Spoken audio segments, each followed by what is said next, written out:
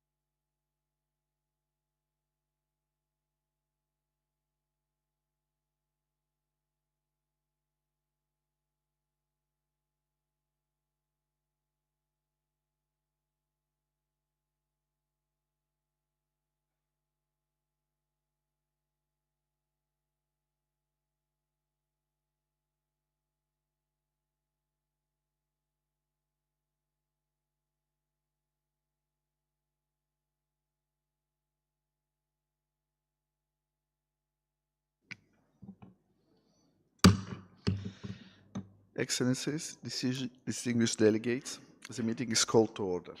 Before we start our deliberations, I would like to invite the Secretariat to make an announcement. Please, Madam. Thank you, Chair, and good morning to all distinguished delegates. I now turn to the results of the second round of elections held yesterday for the governing councils of ESCAP and CSAM. I will first turn to the results of the election for the remaining seat to the Governing Council of the Center for Sustainable Agricultural Mechanization. We had 31 votes, and Cambodia having obtained 14 votes, and Mongolia having obtained 17 votes. Having obtained the required majority, Mongolia has thus been elected as a member of the Governing Council for the Center of Sustainable Agricultural Mechanization for 2025 to 2028. I will now turn to the results of the elections for the remaining seat of the Governing Council of the Statistical Institute for Asia and the Pacific. We have 32 votes, 1 abstention, Georgia having obtained 13 votes, and Pakistan having obtained 18 votes. Having obtained the required majority, Pakistan has thus been elected as a member of the Governing Council of the Statistical Institute for Asia and the Pacific for the term 2025 to 2028. Thank you, Chair. Thank you, Secretariat. We will now consider Agenda Item 5, review of the implementation of the 2030 Agenda for Sustainable Development in Asia and the Pacific, and issues pertinent to the subsidiary structure of the Economic and Social Commission for Asia and the Pacific. The documents pertinent to the overall Item 5 are ESCAP/81/7, entitled Decisions Taken by the Government Council of the United Nations Special Program for the Economies of Central Asia at its 19th session. ESCAP/81/8, entitled Annual Reports of International Intergovernmental Organizations provided to the Economic and Social Commission for the Asia and Pacific. First, to introduce this agenda item, we will begin with presentation by the Secretariat. It's my pleasure to invite the Deputy Executive Secretary for Program, Ms. Lin Yang, to deliver her presentation. Ms. Yang, floor is yours, please. Thank you, Chair. Good morning, Excellencies, distinguished delegates. I have the pleasure of presenting to you the highlights of our work, together with Member States, in support of the implementation of the 2030 Agenda for Sustainable Development in Asia and the Pacific. Next slide. 4 keywords have been resonating loudly throughout this year. First, regional cooperation. We have strengthened collective action to tackle shared challenges through policy alignment and joint regional initiatives. Second, future-oriented approach. Our flagship publications have highlighted forward-looking solutions, leveraging data and innovation, including strategic foresight to address emerging risks. Third, people-centered development. We have placed communities, women, persons with disabilities, older persons, youth, and small entrepreneurs at the heart of our efforts. Fourth, partnership. We have deepened collaboration across government, private sector, civil society, and the local stakeholders, as well as MDBs, to accelerate progress. These efforts have also shaped our contribution to the Pact for the Future and its implementation. Next slide. ESCAP's annual assessment from our SDG progress report, as shown in the slide, shows that the region still falls short of many SDG targets. Lack of progress towards environmental sustainability is a key obstacle for regional progress towards many of the targets. However, the data gaps in the indicators continue to shrink. As of 2024, 54% of the indicators have 2 or more data points. According to our latest economic and social survey, the year 2024 continued to see the economic resilience of the region, with the region's economic growth at 4.8% in 2024. Inflation continues to slow. Next slide. A deeper understanding of the complex macroeconomic climate nexus is needed by the fiscal and the monetary authorities to manage climate-induced economic risks and make progress on the low-carbon transition, which is also reflected in the SDG Progress Report.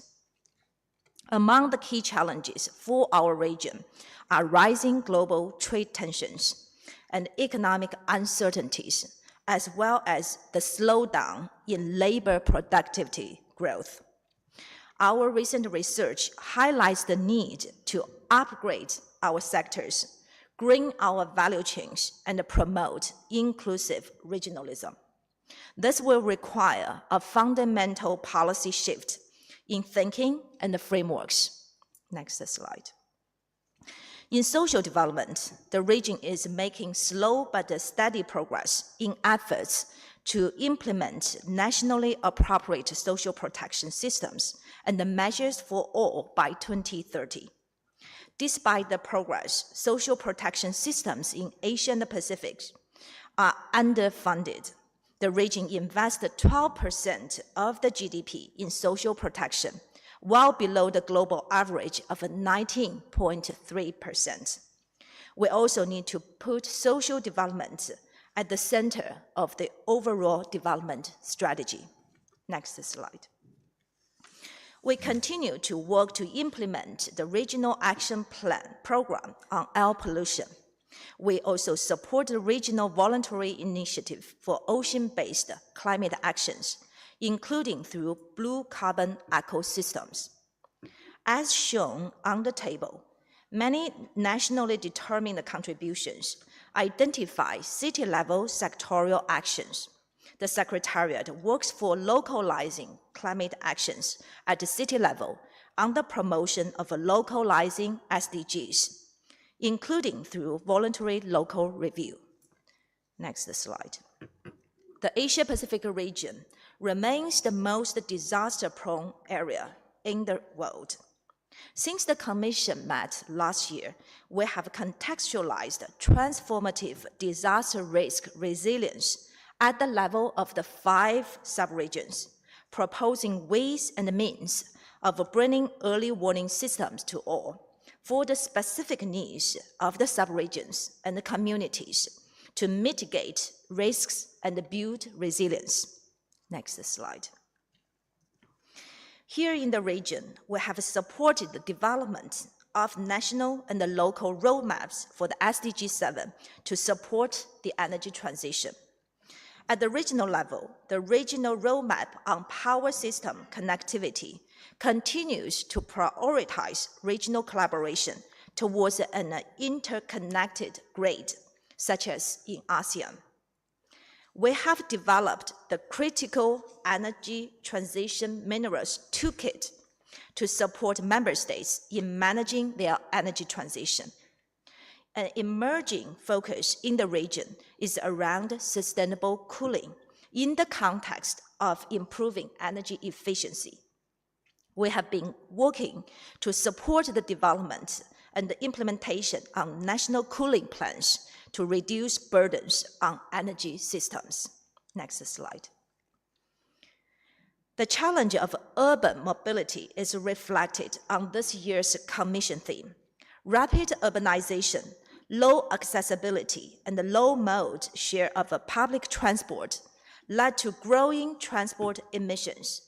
We have been supporting countries on sustainable urban transport index assessment and for leveraging electric and low-carbon mobility to develop and implement strategies for sustainable and inclusive urban mobility. We continue to facilitate regional collaboration among member states on connecting the region's networks of highway, railways, and dry ports. Next slide. Trade continues to be an engine of growth in the Asia-Pacific region. Intra-regional trade makes up over 70% of trade in 2024, demonstrating the integration of a value chain in the region. Through the framework agreement on facilitation of cross-border paperless trade, Work is underway to digitalize and facilitate trade processes and promote cross-border e-commerce interoperability. Our many events to mobilize action from the private sector, including Asia-Pacific Business Forum, have facilitated the exchange of inclusive and green investment opportunities, such as in ASEAN region and through the ESCAP Sustainable Business Network. Next slide. Our region remains one of the most digitally divided. Bridging the digital divide and harnessing the opportunity of digital technologies is critical. The Astana Ministerial Declaration is a visionary blueprint that mobilizes regional policy making coordination and cooperation at the highest level. The Asia-Pacific Information Superhighway Initiative, through its action plan, is also working to accelerate regional cooperation on digitalization. Next slide. The 9th session of the ESCAP Committee on Statistics agreed to promote a whole-of-society approach. We will continue to support capacity building and peer learning for NSOs and in civil registration and vital statistics, taking into the upcoming 3rd Ministerial Conference in June this year. Next slide. While significant headwinds lie ahead, 2025 is to be a landmark year with many key moments for sustainable development and for our region. We have supported member states in the lead-up to these global processes and will continue to do so. This includes the regional review of the Beijing Platform for Action on Women of Beijing +30, the 2nd regional review of the implementation of the Global Compact on Migration.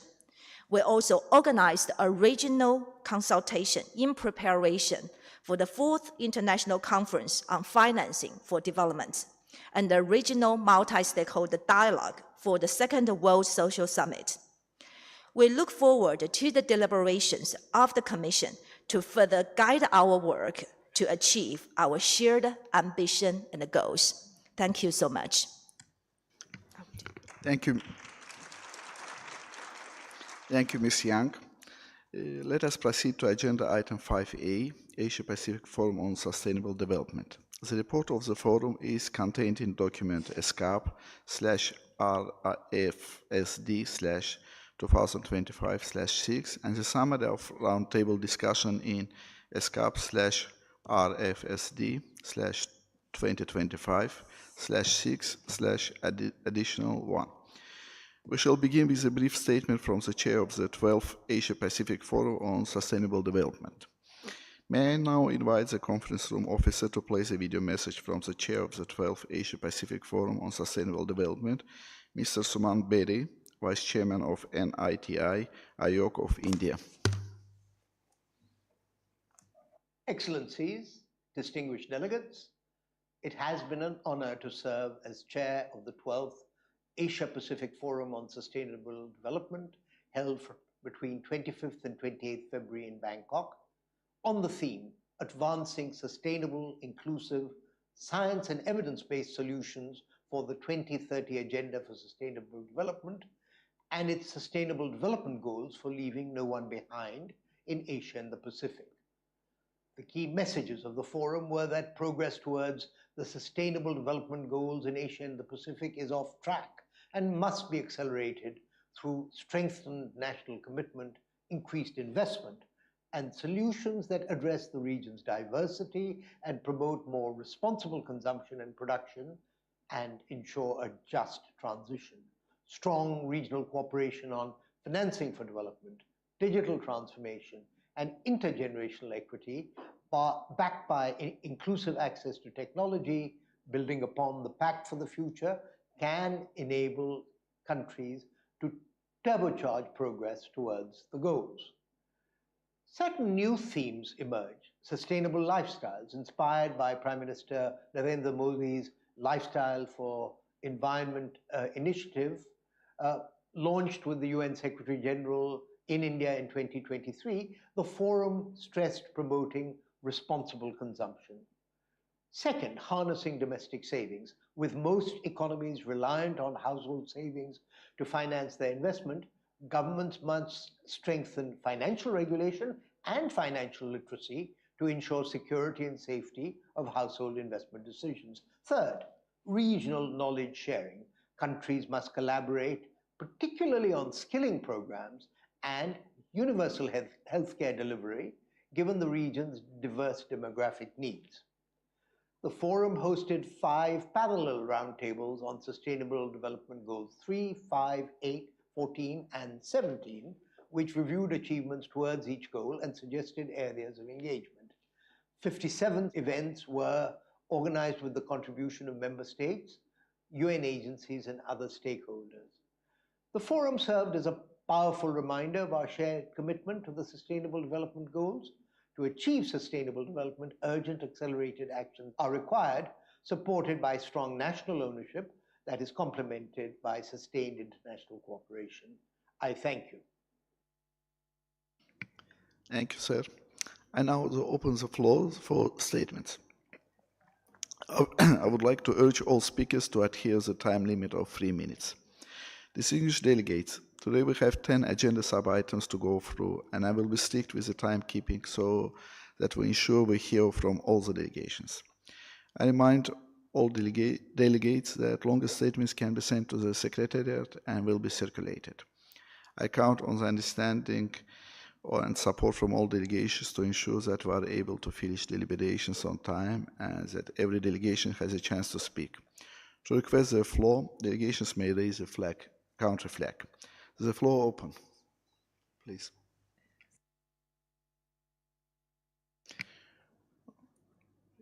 The first speaker is the representative of Azerbaijan, to be followed by the representative of Laos. Please. Thank you very much, Mr. Chair. Dear colleagues, distinguished delegates, ladies and gentlemen, it's an honor to speak on behalf of the Republic of Azerbaijan, one of the champion countries in voluntary national reviews. We are proud to be the first country in the ESCAP region and one of only 5 globally to present 4 VNRs at the highest level political forum by 2024. Each of Azerbaijan VNRs reflect our journey of aligning global development goals with national priorities. From addressing poverty to promoting inclusive decision-making, our commitment has remained strong. We strongly engage civil society, youth, the private sector, and international partners in shaping our development path. In line with this commitment, the government of Azerbaijan has launched several large-scale projects in the field of energy, transport, and information communication technologies. This initiative aims to strengthen economic ties within our region. We strongly believe that no nation can succeed alone without regional and international cooperation. In this regard, regional projects will narrow inequality within the countries and, of course, between the countries. Moreover, economic stability at the national level is closely tied to predictable and cooperative relations beyond our borders. Our energy and transportation projects, therefore, are designed to foster broad-based regional and global collaboration that benefits all participating countries. One of our key priorities is the rehabilitation and development of liberated territories. We view this not only a national task, but also as an opportunity to build peace and stimulate economic growth in our region. As the UN Secretary General report highlights, only 15–70% of SDG targets are currently on the track. A major reason is the lack of financing. Azerbaijan has responded by developing an integrated national financing framework and SDG investment plans. We are pleased to report that over 82% of our national budget expenditures align with SDG targets, representing nearly 25% of our GDP. We also appreciate the valuable support of ESCAP through the twinning projects. In this context, Azerbaijan was pleased to host colleagues from Laos PDR for acknowledged sharing to improve VNR practices.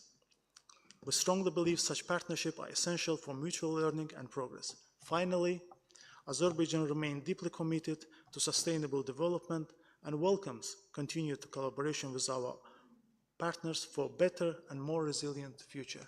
Thank you. Thank you, Representative of Azerbaijan, for your statement. I have now honor to give a floor to Representative of Laos. Next will be Representative of Armenia. Floor is yours, gentlemen.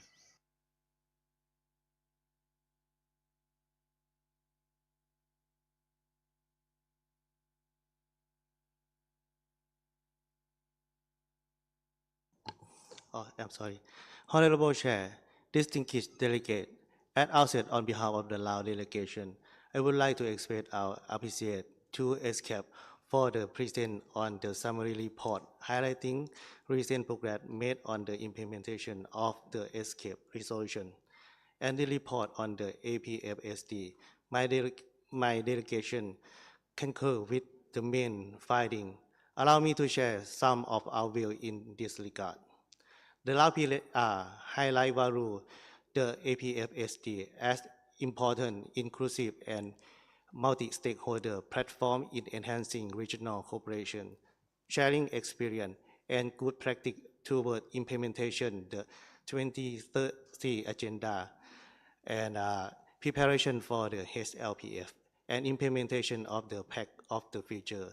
Additionally, we are of the view that the 5 SDG roundtable are crucial in facilitating regional multi-stakeholder dialogue on way to accelerate practical action on the SDG that would be under review at the 2025 high-level political forum on sustainable development in July.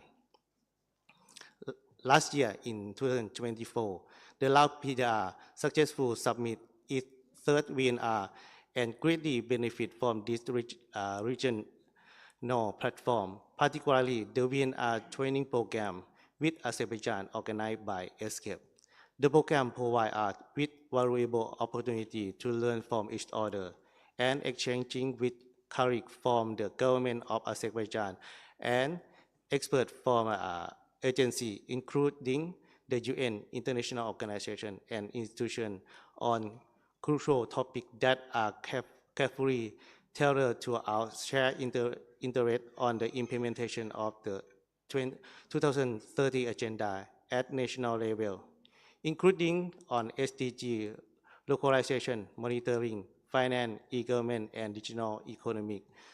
Stakeholder enhanced with parliament, women, youth, and volunteer, and climate change and environmental issue among the other. In this regard, on behalf of the Lao delegation, I would like to express our sincere appreciation to the Secretariat of APFSD and ESCAP for the support in organizing the training program. On this note, we encourage continued support from the Secretariat, include sharing experience through the VNR training program, peer learning, and provide of methodology and tools for evidence-based and inclusive VNR.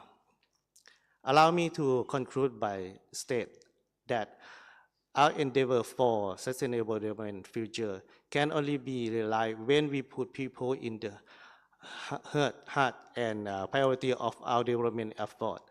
The ultimate objective is to ensure that we invest in the exclusive well-being of all people in society today and safeguard our future generation. I wish to reiterate the Lao PDR's firm commitment to continue work closely with all partners in area of important on financing for development, digital transformation, and intergeneration equality, backed by inclusive access to technology, including climate action, the conservation of ecosystem in all aspects, and we count on continued support in the follow-up and future cooperation in the implementation of 2030 Agenda for Sustainable Development and leave no one behind. Thank you. Thank you very much, Representative Flau, for your statement. Now the floor is given to Representative of Armenia. Next will be Representative of China. Please, floor is yours. Thank you, Chair. We thank the keynote speakers for their important presentations and would like to share a few brief remarks from Armenia's perspective of implementation of the priorities of the 2030 Agenda and its cooperation with the UN ESCAP in this regard. As we stand in the midpoint of the decade of action, consultations at regional level are crucial for sharing current progress, gaps, and challenges for accelerating the SDGs, as well as designing new and innovative pathways for social inclusion and sustainable economic growth in harmony with nature and backed by relevant means of implementation. In this vein, we strongly prioritize the process of follow-up and review of implementation of SDGs at all levels. The Asia-Pacific Forum on Sustainable Development offers necessary regional platform to galvanize support for building coherence with the international community to address newly emerging challenges, filling the existing gaps, close digital divide, and forge stronger partnerships to leave no one behind during this critical momentum. Voluntary national reviews are another crucial tool to assess progress and seek solutions and support in implementing 2030 Agenda. Armenia has presented its third VNR in July last year. Given the enormous challenges that my country has faced following its second VNR in 2020, including the pandemic, refugee crisis, acts of aggression, economic hardships, and consequences of the climate change, Armenia's third VNR has focused on the experience of resilience, humanitarian action, and steadfast efforts towards transforming the SDGs into real actions and building back better, with a strong emphasis on peace and justice at home and in the region. Within the process of preparing the third VNR, the government of Armenia has adopted the whole of society and whole of government approach. Initially, the VNR preparation team collected and analyzed the information on SDG implementation in the country from the relevant line ministries, which was then discussed with a wide range of stakeholders during the multi-stakeholder VNR consultations, with a view to endorsing the VNR storyline and the structure.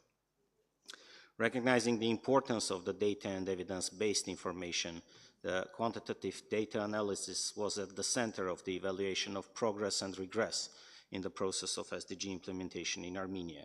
The data included reports and indexes generated by relevant international organizations, the National Statistical Committee, and local civil society organizations.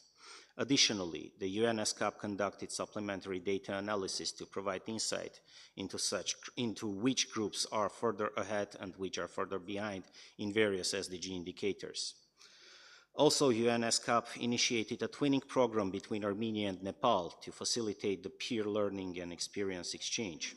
As landlocked countries, both Armenia and Nepal are facing a number of unique and structural limitations which constrains their sustainable development. In this context, the twinning program was an excellent example of cross-regional cooperation and an important element during the preparatory process of the VNRs. I would like to take this opportunity to thank the ESCAP for its support to Armenia in the preparations for the third VNR and reiterate that my country stands committed to collaborating with all stakeholders to ensure an inclusive, prosperous, and sustainable future for all, in line with the SDGs and our pledge of leaving no one behind. Mr. Chair, I will stop here, and the full statement will be submitted to the Secretariat for its further publication. Thank you. Thank you, Representative Armenia, for your statement. Now the floor is given to the Representative of China. Next will be the Representative of Russian Federation. Please, floor is yours. 谢谢主席先生。亚太可持续发展论坛对于区域落实2030年议程贡献良多，中方支持论坛继续发挥独特作用，成为亚太地区可持续发展开展政策沟通和经验分享的重要平台。中方高度重视可持续发展，把落实2030年议程转化为推进中国式现代化的具体行动，为全球落实可持续发展目标作出贡献。我们历史性解决绝对贫困问题，建成了世界上规模最大的教育、社会保障、医疗卫生体系。我们以科技创新为动力，全面探索可持续发展问题的系统解决方案。我们打造大数据平台系统，定量评估和跟进可持续发展指标落实进展。我们还积极推动全球发展事业、一带一路倡议、全球发展倡议和中国支持全球发展8项行动，为加速落实2030年议程注入强劲动力。主席先生，当前全球发展进程迟滞不前，国际社会要以高度的责任感和强烈的紧迫感加强团结合作，共同应对挑战。一是要践行真正的多边主义，支持联合国在国际发展合作中的中心协调作用，共同抵制单边主义、保护主义，倡导普惠包容的经济全球化。二是将减贫放在更加突出位置。地缘冲突、经济波动、气候变化等多重危机加剧了极端贫困和不平等，要将有限资源更多投向减贫事业，努力不让任何一国、任何一人掉队。三要拓展平等的全球伙伴关系，发达国家要切实履行官方发展援助承诺，加大对脆弱国家资金技术支持。发展中国家要持续深化南南合作，提升发展内生动力与可持续性。中方愿继续同各国分享中国式现代化的发展机遇，助力亚太乃至全球落实2030年议程，为推动构建人类命运共同体、创造繁荣美好的未来做出更大的贡献。谢谢主席。Thank you, Representative of China, for your statement. Now, floor is given to the Representative of Russian Federation. Next will be Representative of Thailand. Please, floor is yours. Уважаемый господин председатель, уважаемые коллеги, за 5 лет до окончания срока, отмеренного на выполнение повестки дня в области устойчивого развития до 2030 года, приходится констатировать, что ситуация с ее реализацией во всем мире и в нашем регионе в частности стала критической. Отсутствие прогресса во внедрении модели устойчивого производства и потребления, недостаток надежных статистических данных по ЦУР, необходимость качественной реформы международных финансовых институтов и выработки эффективных моделей финансирования развития, а также другие накопившиеся проблемы делают перспективы достижения показателей повестки 2030 крайне маловероятными даже к середине века, не говоря уже о первоначально установленной дате. Решение этих проблем должно носить комплексный, системный характер. Важно помнить о взаимосвязанности и взаимозависимости ЦУР, последовательно работать для выполнения всех без исключения целей. Для эффективного достижения показателей необходимо мобилизовать все доступные ресурсы. Должна быть сформирована комплексная модель финансирования ЦУР, которая учитывает возможности различных источников в зависимости от специфики стран и их потребностей. В этом контексте особо важна роль международного сотрудничества, обмена технологиями, отказа от односторонних принудительных мер.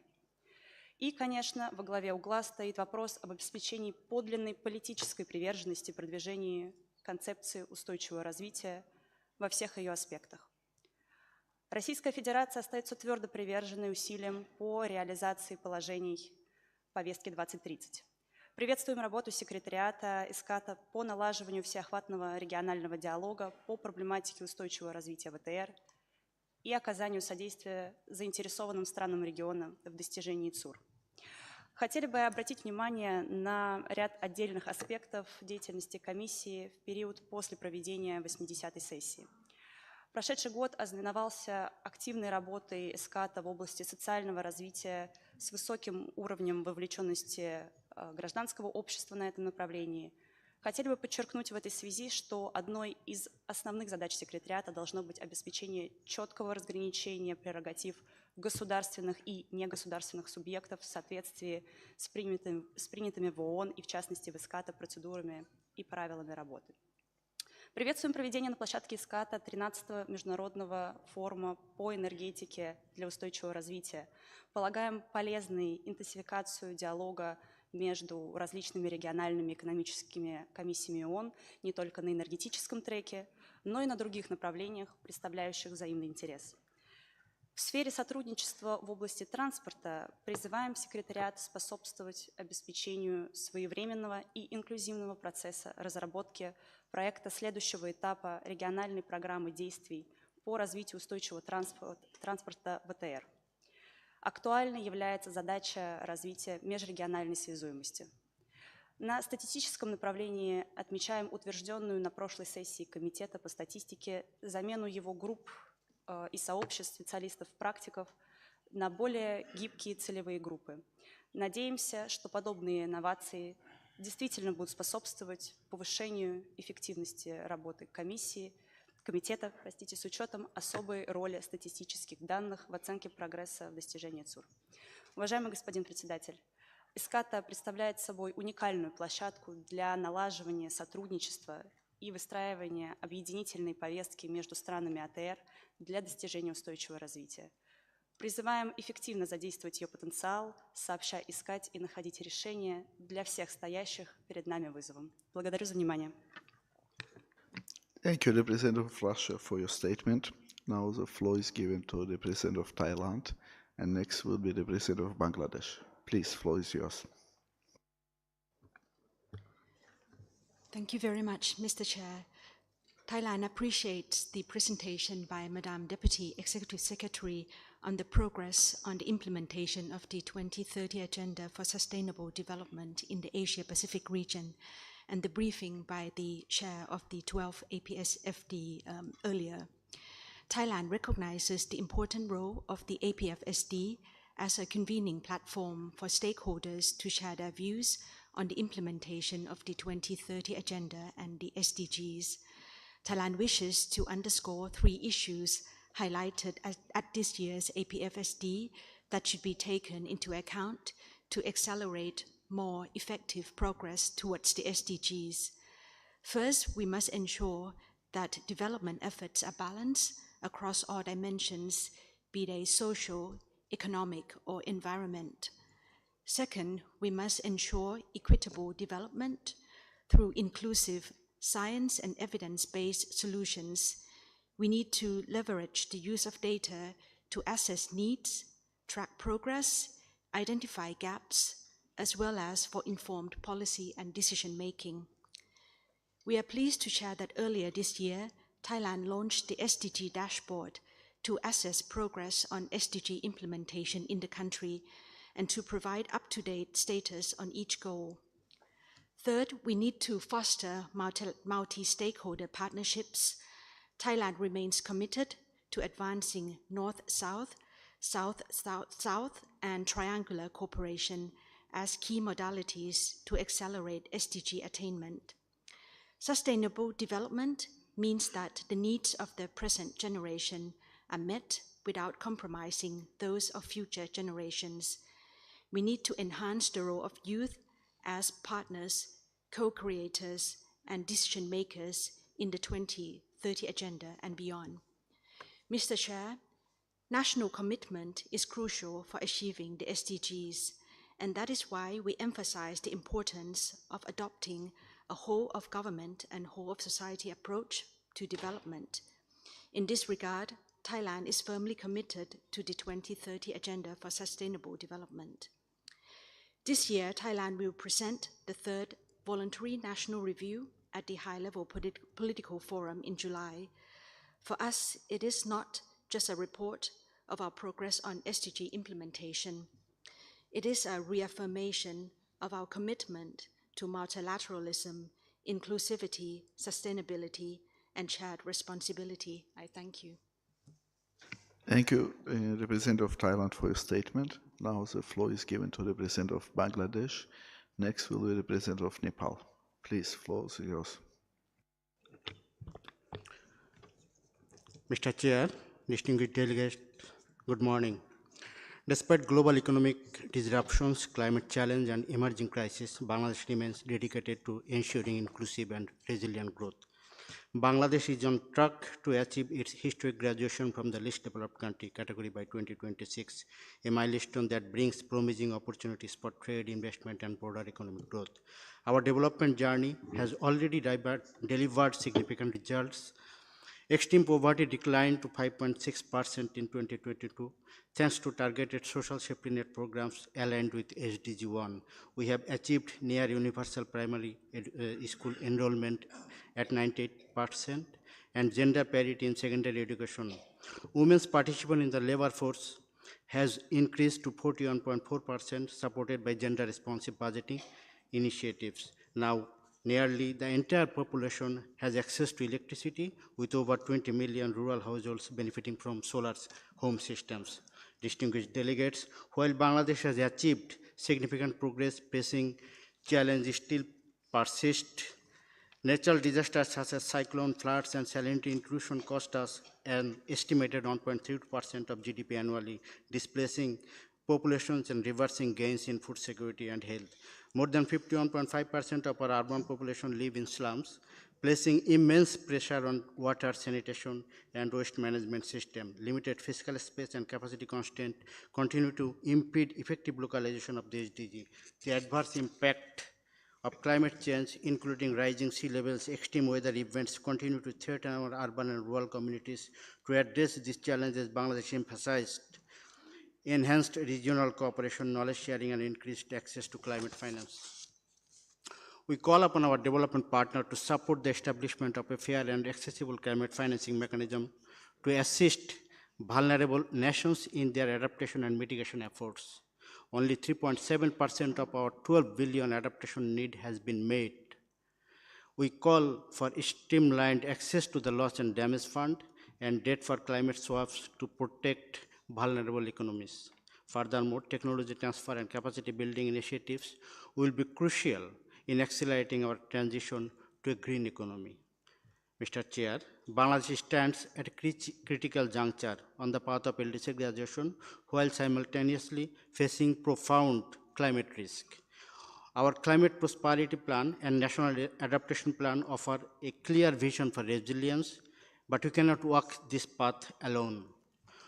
That's why we urge ESCAP and regional partners for three important actions.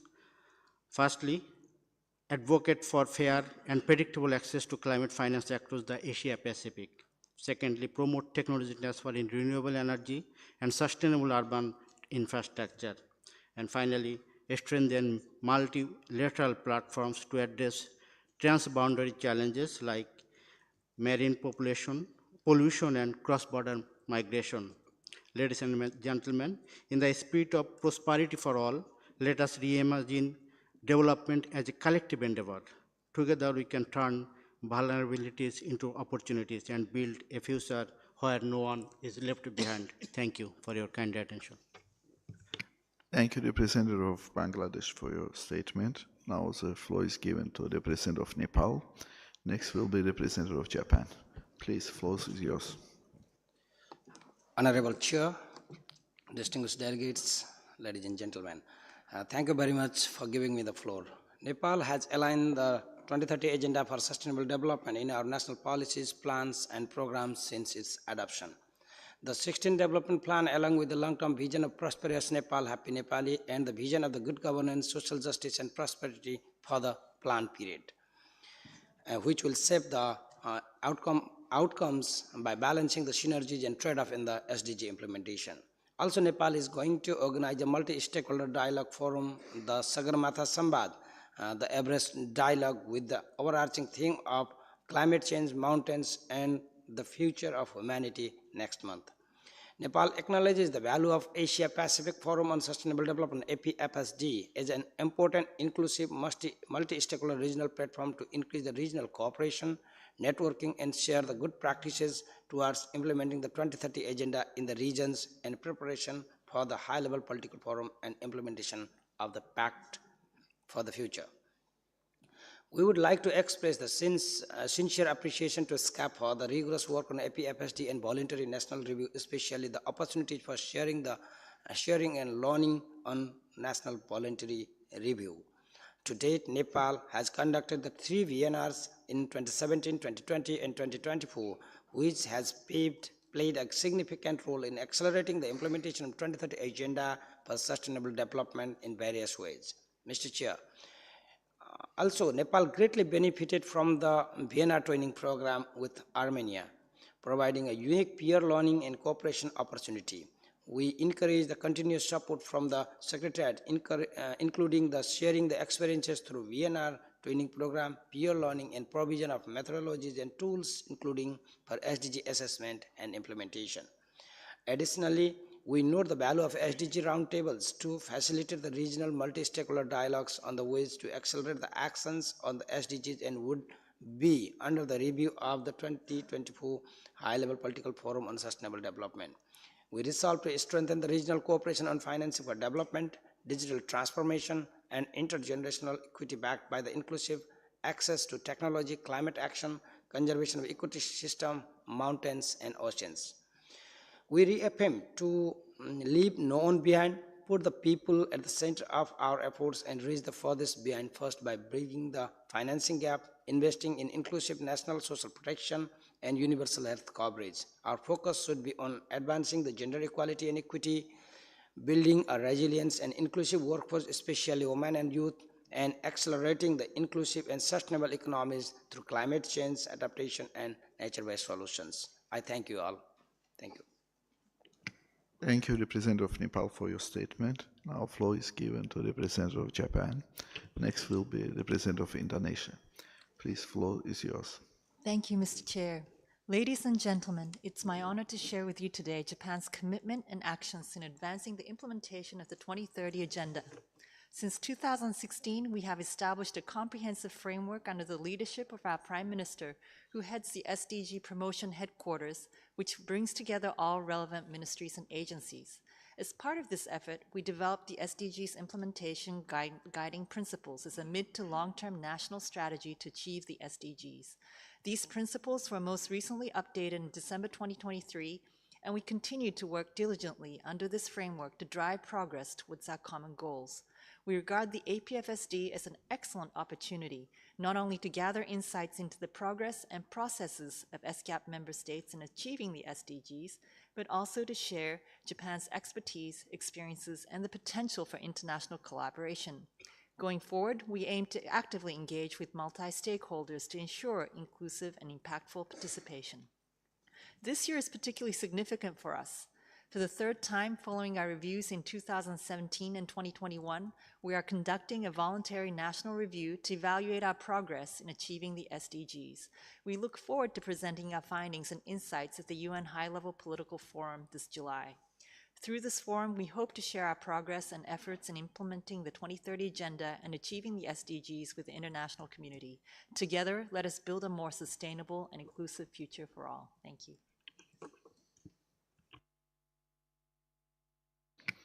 Thank you, Representative of Japan, for your statement. Now the floor is given to the Representative of Indonesia. Please, floor is yours. Thank you, Chair. Excellency, distinguished delegates, as we approach of the 2030 deadlines, Indonesia reaffirms its unwavering commitment to the 2030 Agenda and the Sustainable Development Goals. We firmly believe that achieving the SDG is not just a national priority, but our collective global responsibility. At the national level, Indonesia has fully integrated the SDGs into all tiers of development planning, from our medium-term national plans to village-level programs. This comprehensive approach spans critical areas including health, gender equality, education, economic growth, as well as governance. Our commitment is further demonstrated through this year's voluntary national review process, which we view not merely as a reporting exercise, but as a powerful catalyst for transformation. This year's review incorporates two critical dimensions, which is the leave no one behind principles, as well as the interlinkages between SDGs, particularly goals number 3, 5, 8, 14, and 17. We deeply value our partnership with UN ESCAP, especially through forums such as APFSD, which has been instrumental in facilitating peer learning exchanges, supporting the development of voluntary local reviews, as well as providing critical technical assistance and capacity building supports. Indonesia also recognized UN ESCAP's vital roles in fostering regional solidarity and presenting a regional, an Asia-Pacific perspective on global platforms. In this context, we believe regional initiatives such as voluntary regional initiative for ocean-based climate actions are essential to build on the growing global momentum around SDG 14, highlight the ocean's critical roles in climate mitigation and adaptation, as well as address our shared concern regarding marine environmental challenges. As one of the world's largest archipelagic states, Indonesia stands ready to work closely with UN ESCAP and all the stakeholders to actively engage in sharing views and experience in blue economic development, as well as contribute to innovative solutions to sustainable ocean governance. Excellencies, distinguished delegates, as we move forward, Indonesia remains convinced that multilateralism, collaborative innovation, and solidarity must be the cornerstone of our collective actions. We are committed to strengthening our partnership, ensuring inclusive progress where no one is left behind, and look forward to continuing this important work with all member states. Thank you. Thank you, Representative of Indonesia, for your statement. We have some requests to speak from international organizations and stakeholders. Before I give the floor to them, may I check if any member of associate member wishes to take the floor under this agenda item? May I call now the representative of your organization to take the floor? Please, the floor is yours.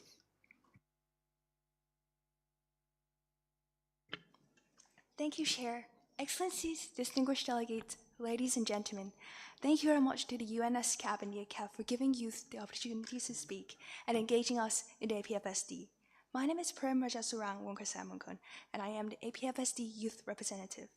Regional collaboration is crucial to find the most effective, climate resilient, and sustainable solutions. Collaboration from public, private, civil society, and youth collaborations have raised awareness, taking SDG locals action, and empowering all communities. We need new green education to raise climate awareness, to take action, and make every action matter. Green education system. Climate education should be the core of the education with new and updated knowledge.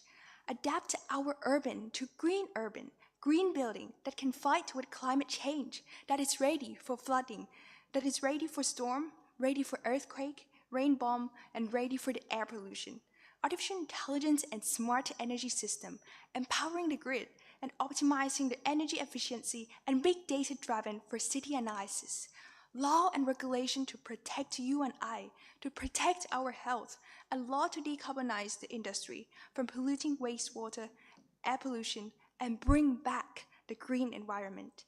And regional collaboration and collaboration within country, city-to-city collaboration and collaboration with all stakeholders will accelerate the implementation of SDGs at all levels.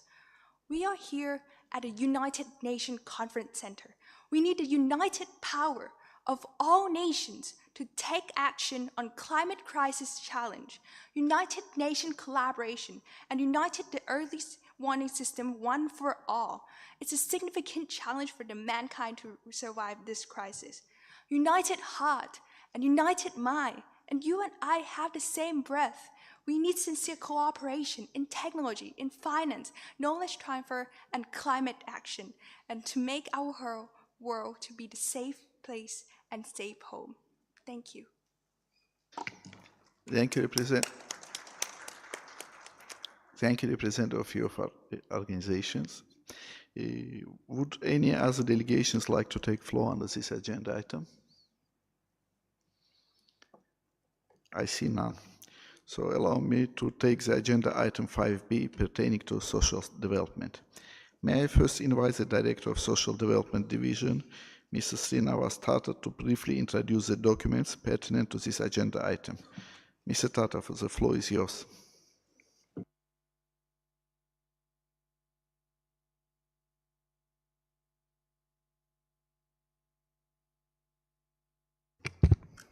Thank you, Mr. Chair.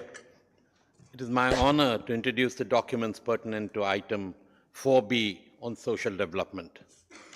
Document ESCAP/CSD8/6 contains the report of the Committee on Social Development at its 8th session, the outcomes of which will be introduced by the chair of the committee, His Excellency Maliki Ahmed, Deputy Minister for Planning of Indonesia, through a video message. Document ESCAP/2024/5 contains the report of the Asia Pacific Ministerial Conference on the Beijing Plus 30 review, the outcomes of which will be introduced by the chair of the conference, Her Excellency Inkan Thapawi, Minister for Women's Affairs, Government of Cambodia, who is present here in person. Document ESCAP/GCM/2025/5 contains the report of the Second Asia Pacific Review of the Global Compact on Safe, Orderly and Regular Migration, the outcome of which will be introduced by the chair of the conference, His Excellency William Naputo, the Minister for Immigration of the Government of Fiji, who's also here in person. Document ESCAP/81/9 is the key social development priorities for Asia and the Pacific in the context of the Second World Summit for Social Development. The document provides a summary of the key social development priorities and concerns in Asia Pacific and highlights recent policy developments and best practices aimed at advancing the achievement of the Sustainable Development Goals, reducing poverty, and addressing inequality. It also contains actionable cross-cutting policy recommendations to bridge the gap in social development across the region that would be relevant for consideration at the Second World Summit for Social Development in 2025, and is expected to create opportunities for reaching agreements that facilitate significant transformations necessary for driving progress towards inclusive social development. The Commission may wish to provide guidance to the Secretariat on the priority areas of work to further support members and associate members to facilitate these transformations at national, sub-regional, and regional levels. Thank you, Mr. Chair. Thank you, Mr. Tata, for your statement.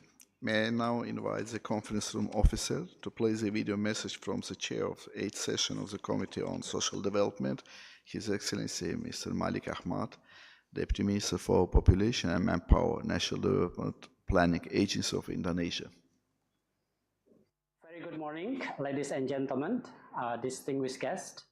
First, I would like to offer my sincere apologies for being unable to attend and speak in person. As chair of the 8th sessions for the Committee on Social Development, it is my honor to report the session's outcome to the Commission today. 29 member states and associate members of ESCAP, as well as the United Nations bodies, CSOs, and other entities attended the session. The session discussed the future of the social protection systems in Asia and the Pacific in emerging mega trends, such as climate change, demographic shift, and digitalizations. The second one is the urgency to strengthen regional cooperations on social protection through peer learning and the sharing of good practices to build more resilient societies and promote a just transitions to a sustainable future. The changing demographic trends and intergenerational relations in Asia and the Pacific on accounts of rapidly falling fertility rates and increasing life expectancy.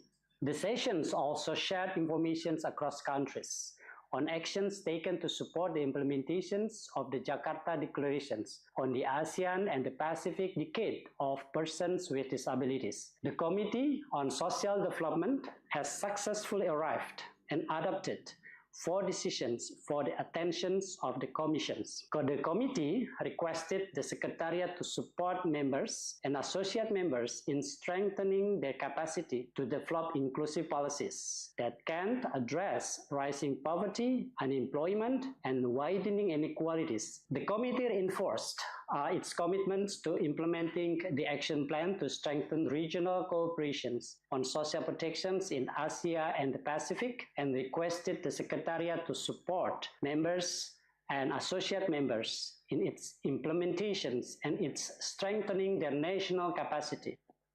The committee also requested the Secretariat to continue its work on population and development issues with a focus on intergenerational relations and care. In particular, in light of the Second World Summit for Social Development in 2025 and the forthcoming review and appraisal of the Madrid International Plan of Action on Aging in Asia and the Pacific. Finally, the committee noted progress made in the implementations of the Jakarta Declaration and requested the Secretariat to continue to support member states in its implementations. The 8 sessions of the Committee on Social Development served as an important platform for Asia-Pacific countries to design and develop opportunities for comprehensive and forward-looking social policies. Thank you all for your contributions and commitment to inclusive and resilient social development in Asia and the Pacific that leaves no one behind. May I now invite the chair of the Asia-Pacific Ministerial Conference on Beijing Plus 30 Review, Her Excellency Ms. Ink Kante Pave, Minister for Women's Affairs of Cambodia, to take the floor. Your Excellency, the floor is yours.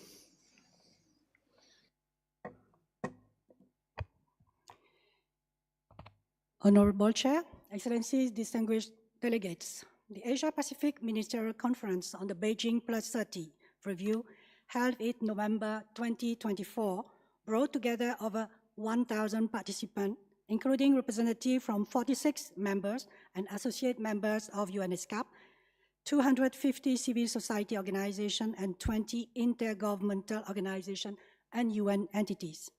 This regional review serves as an important platform for member states, international organizations, and a diverse group of non-government stakeholders to review of the progress made towards the implementation of the Beijing Declaration and Platform for Action and priorities for accelerated action in Asia and the Pacific. Government representatives reaffirmed their commitment to the implementation of Beijing Platform for Action and resolve to achieve gender equality and the empowerment of all women and girls. The discussion highlighted persistent gender inequalities and key strategies for accelerating progress, including strengthening women economic empowerment and transforming the care system, enhancing women leadership and participation in decision-making, taking decisive action to eliminate gender-based violence, building resilience for the future through gender-responsive approach to digital and green transition, gender-smart financing, and stronger partnership between government, civil society, private sector, and international organizations. Honorable Chair, Excellencies, distinguished delegates, we must leverage data-driven insight and innovative solutions to dismantle barriers and drive systemic change. Our strategies must be bold and our result unyielding. The meeting successfully arrived with two decisions. Participants of the meeting called upon the Secretariat of ESCAP and other entities of the United Nations system in the region within their respective mandates, first, to continue to support members and associate members of the Commission in the implementation of the Beijing Declaration and Platform for Action and the outcome of their reviews in accordance with national laws and priorities. And second, to organize a regional intergovernmental meeting to review the implementation of the Beijing Declaration and Platform for Action and the key priorities for accelerated action in Asia and the Pacific in 2029. The meeting provided also an invaluable opportunity to identify progress and gaps, share experience and good practice, and identify key priorities and strategies for the implementation of the Beijing Platform for Action. Thank you.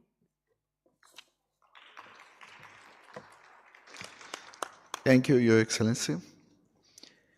May I now invite the Chair of Second Asia-Pacific Regional Review of Implementation of the Global Compact for Safe, Orderly and Regular Migration, His Excellency Mr. William Naupoto, Minister for Immigration of the Republic of Fiji, to take the floor. Your Excellency, you have the floor. Thank you, Chair, Excellencies, distinguished delegates and participants. I'm honored to provide an overview of the report of the Second Asia-Pacific Regional Review of the implementation of Global Compact for Safe, Orderly and Regular Migration, which was held here in Bangkok from the 4th to the 6th of February 2025. And the full report, as mentioned by the Secretariat, is in document ESCAP/GCM/2025/5. Chair, the review was attended by over 111 representatives of 30 members of the Economic and Social Commission for Asia and the Pacific, and over 182 intergovernmental organizations, United Nations entities, and stakeholder organizations. The Second Asia-Pacific Regional Review of the implementation of the Global Compact for Safe, Orderly and Regular Migration served as an important platform for member states, international organizations, and a diverse group of non-government stakeholders discussing progress in implementation of the Global Compact for Migration, as well as for identifying gaps and challenges in the context of demographic, climate, and other changes. Delegations reaffirmed their commitment to the Global Compact's principles and objectives, as well as the need for bilateral and regional cooperation to safeguard migrants' rights and ensure their positive contributions to development in Asia and the Pacific. Chair, discussions also highlighted regional priorities with regards to the Global Compact, which was labor migration and rights, rights-based migration governance, climate change and migration, and cross-cutting areas such as addressing the root causes of migration, women and migration, and data. Excellencies, distinguished delegates, the meeting arrived at two decisions. Participants of the meeting called upon the Secretariat of the Economic and Social Commission for Asia and the Pacific and other members of the Regional United Nations Network on Migration for Asia and the Pacific within their respective mandates. One, to continue to support members and associate members of the Commission in the implementation of the Global Compact for Migration in the context of the 2030 Agenda for Sustainable Development, following whole of government and whole of society approaches. And two, to continue to support members and associate members of the Commission in building capacity and reporting on the implementation of migration-related sustainable development goals at the regional and global levels. Chair, Excellencies, distinguished delegates, the meeting provided an opportunity to identify progress and gaps, learn from each other, exchange experiences, and identify regional priorities in implementation of the Global Compact for Migration.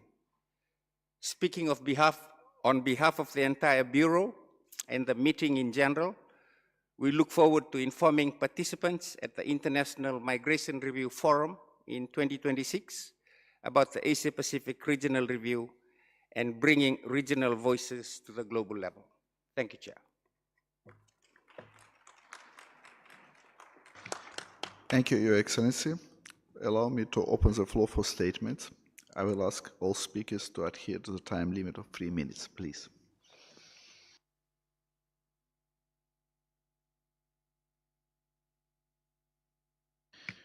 So, representative of Bangladesh, please, floor is yours. Next will be the representative of Vietnam. Honorable Chair, distinguished delegates, ladies and gentlemen, Assalamu alaikum and very good morning to you all. It is a great honor to address this esteemed gathering on behalf of the People's Republic of Bangladesh. At the outset, I would like to extend sincere appreciation to the ESCAP Secretariat for organizing this important session, and thanks to the Royal Thai government also for hosting the program.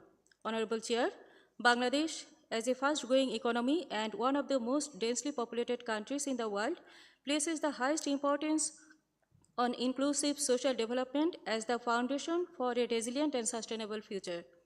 The current interim government of Bangladesh, while steering the country through a critical political transition, has taken social development as a national priority to ensure continuity of development gains and to uphold the dignity as well as welfare of all citizens. A total of 104 social safety net programs are being implemented by 25 ministries and divisions, covering life cycle risks ranging from child development and education to disability, elderly support, widow alliance, and food security. Our Ministry of Social Welfare has been instrumental in delivering targeted allowances and services. The National Social Security Strategy serves as the backbone of our inclusive protection architecture, and our policy alignment with the Sustainable Development Goals reinforces this commitment. Distinguished delegates, social development in Bangladesh is not only about protection, it is about empowerment. Our Ministry of Women and Children Affairs has scaled up training and skill development projects across all 64 districts. We are advancing towards digitized and transparent delivery mechanisms through the government-to-person model. Our national helpline and one-stop crisis centers provide comprehensive protection from gender-based violence.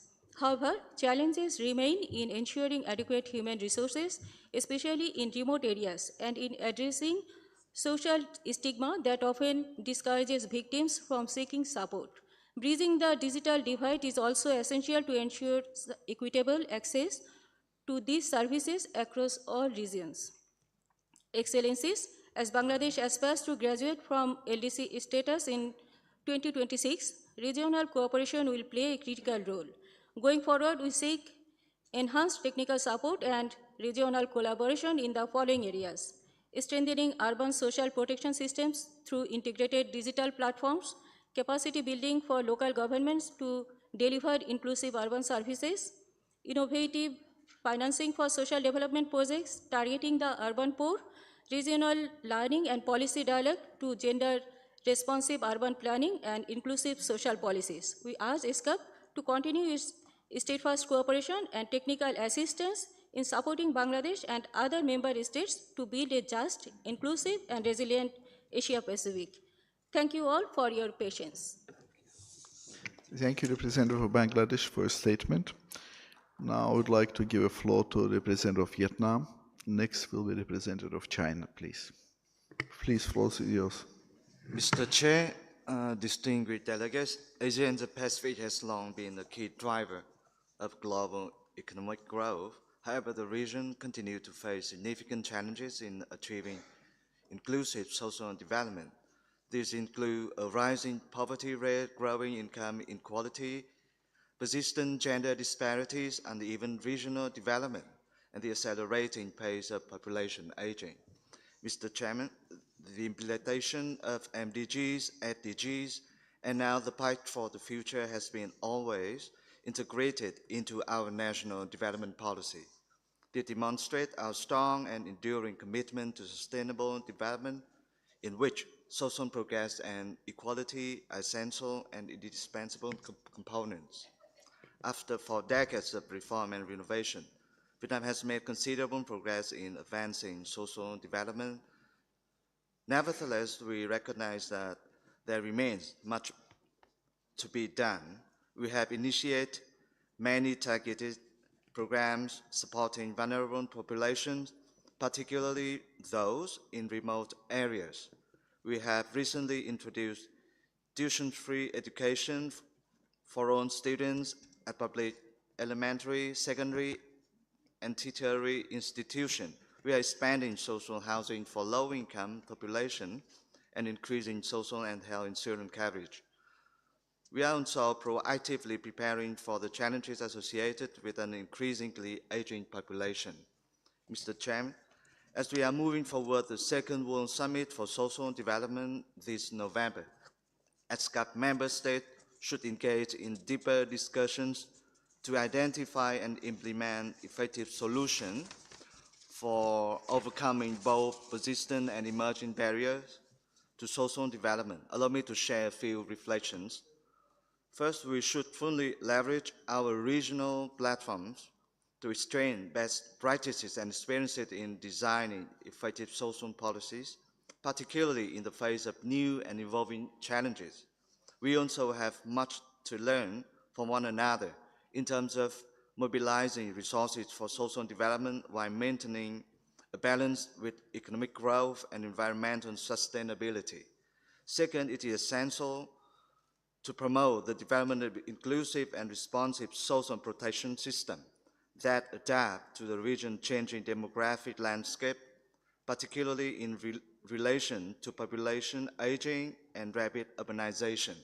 We stand ready to join our shared effort to build a more prosperous, inclusive, and resilient Asia-Pacific where no one is left behind. Thank you. Thank you, Representative of Vietnam, for your statement. Now the floor is given to Representative of China. Next will be Representative of India. Please, floor is yours. 谢谢主席。过去1年 ，ESCAP 成功举办北京+30审查亚太部长级会议、第8届社会发展委员会会议等重要会议，积极推进社会发展领域政策对话与交流合作。中方对此表示肯定和赞赏。在发展中保障和改善民生是中国式现代化的重大任务。2024年，中国积极践行2030年可持续发展议程，印发第2轮乡村全面振兴规划，推动脱贫地区特色产业发展壮大，以工代赈，吸纳务工就业超300万人次，进一步筑牢了脱贫基础。全力确保包容和公平的优质教育，通过数字化平台建设，让偏远地区学生也能享受优质教育资源。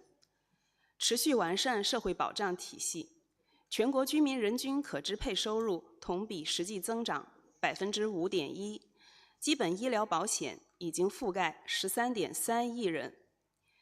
积极应对人口老龄化挑战，建设养老服务机构和设施超41万个，探索老年助餐、家庭养老床位、互助养老等多样化居家社区养老服务，把残疾人工作纳入政府考核内容，不断提升残疾人民生保障与公共服务水平。同时，中国政府积极参与国际合作，通过共建“一带一路”、开展南南合作等，为其他国家社会发展提供支持与帮助，分享发展经验。中国还通过中国 ESCAP 合作基金，持续支持 ESCAP 开展促进照护经济、残疾人就业等项目。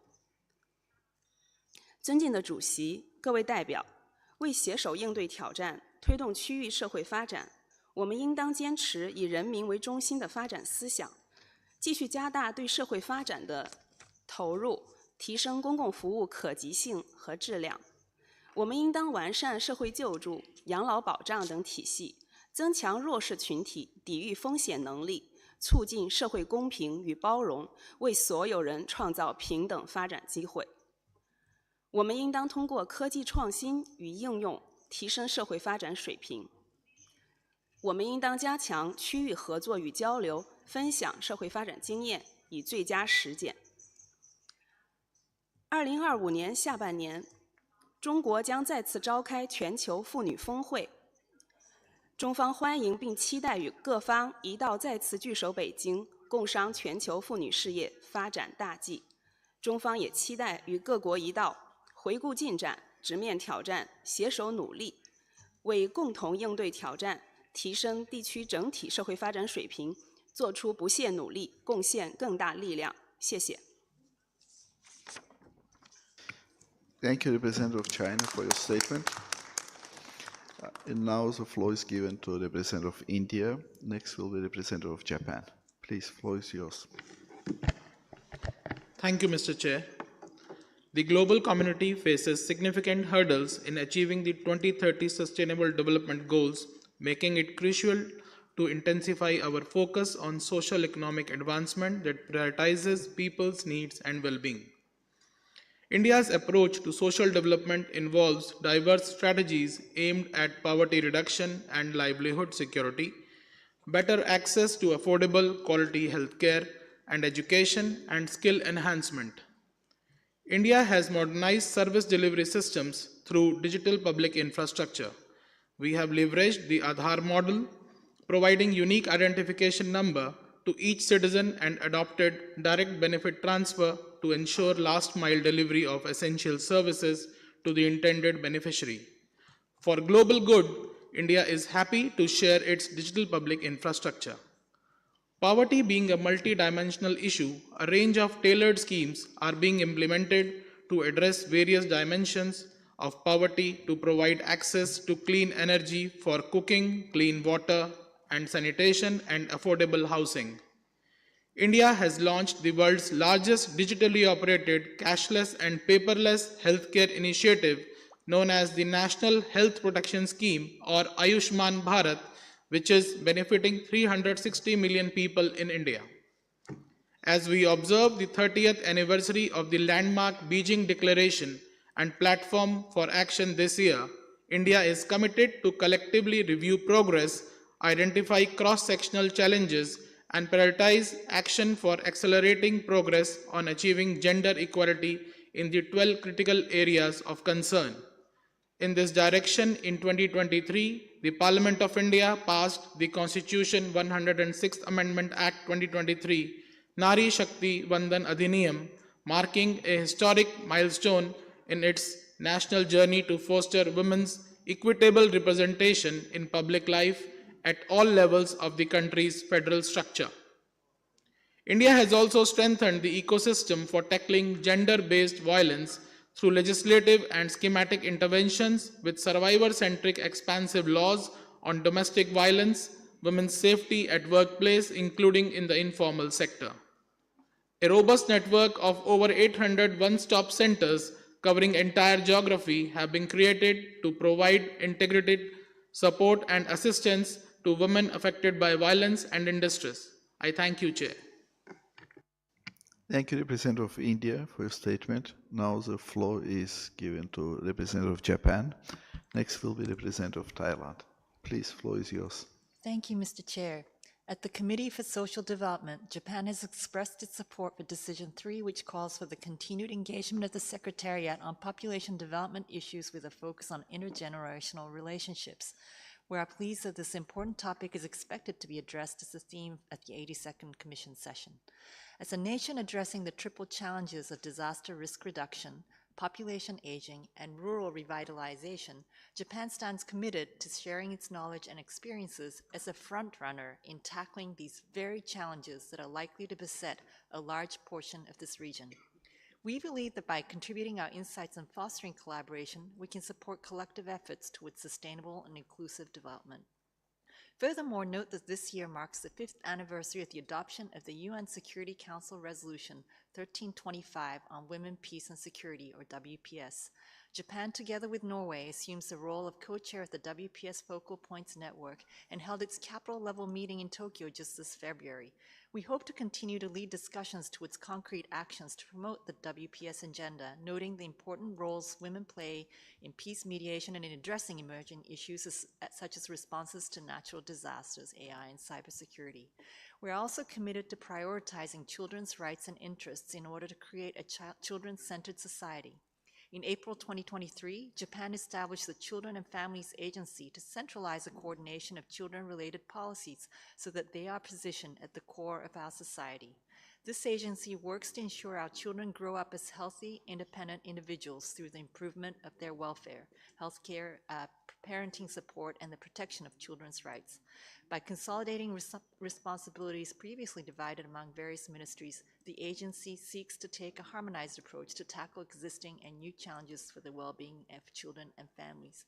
Ladies and gentlemen, Japan stands committed to facilitate the implementation of SDGs in relation to issues related to social development. Thank you very much. Thank you, Representative of Japan, for your statement. Now the floor is given to Representative of Thailand. Next is Representative of Iran. Please, floor is yours. Mr. Chair, Excellencies, distinguished delegates, ladies and gentlemen, Thailand reaffirms its unwavering commitment to the Sustainable Development Goals, particularly Goal 11, and to advancing the new urban agenda. Our vision is clear: to foster the urban development is sustainable, inclusive, and centered on the people, ensuring that no one is left behind. We believe that the quality of the housing reflects the quality of life, vibrant, resilient city, and built upon strong, connected communities. And the heart of these communities is a family, a foundation for the human development, care across the generation, and social cohesion. To realize this vision, Thailand has launched the People's Center initiative that empowers communities to shape their own futures.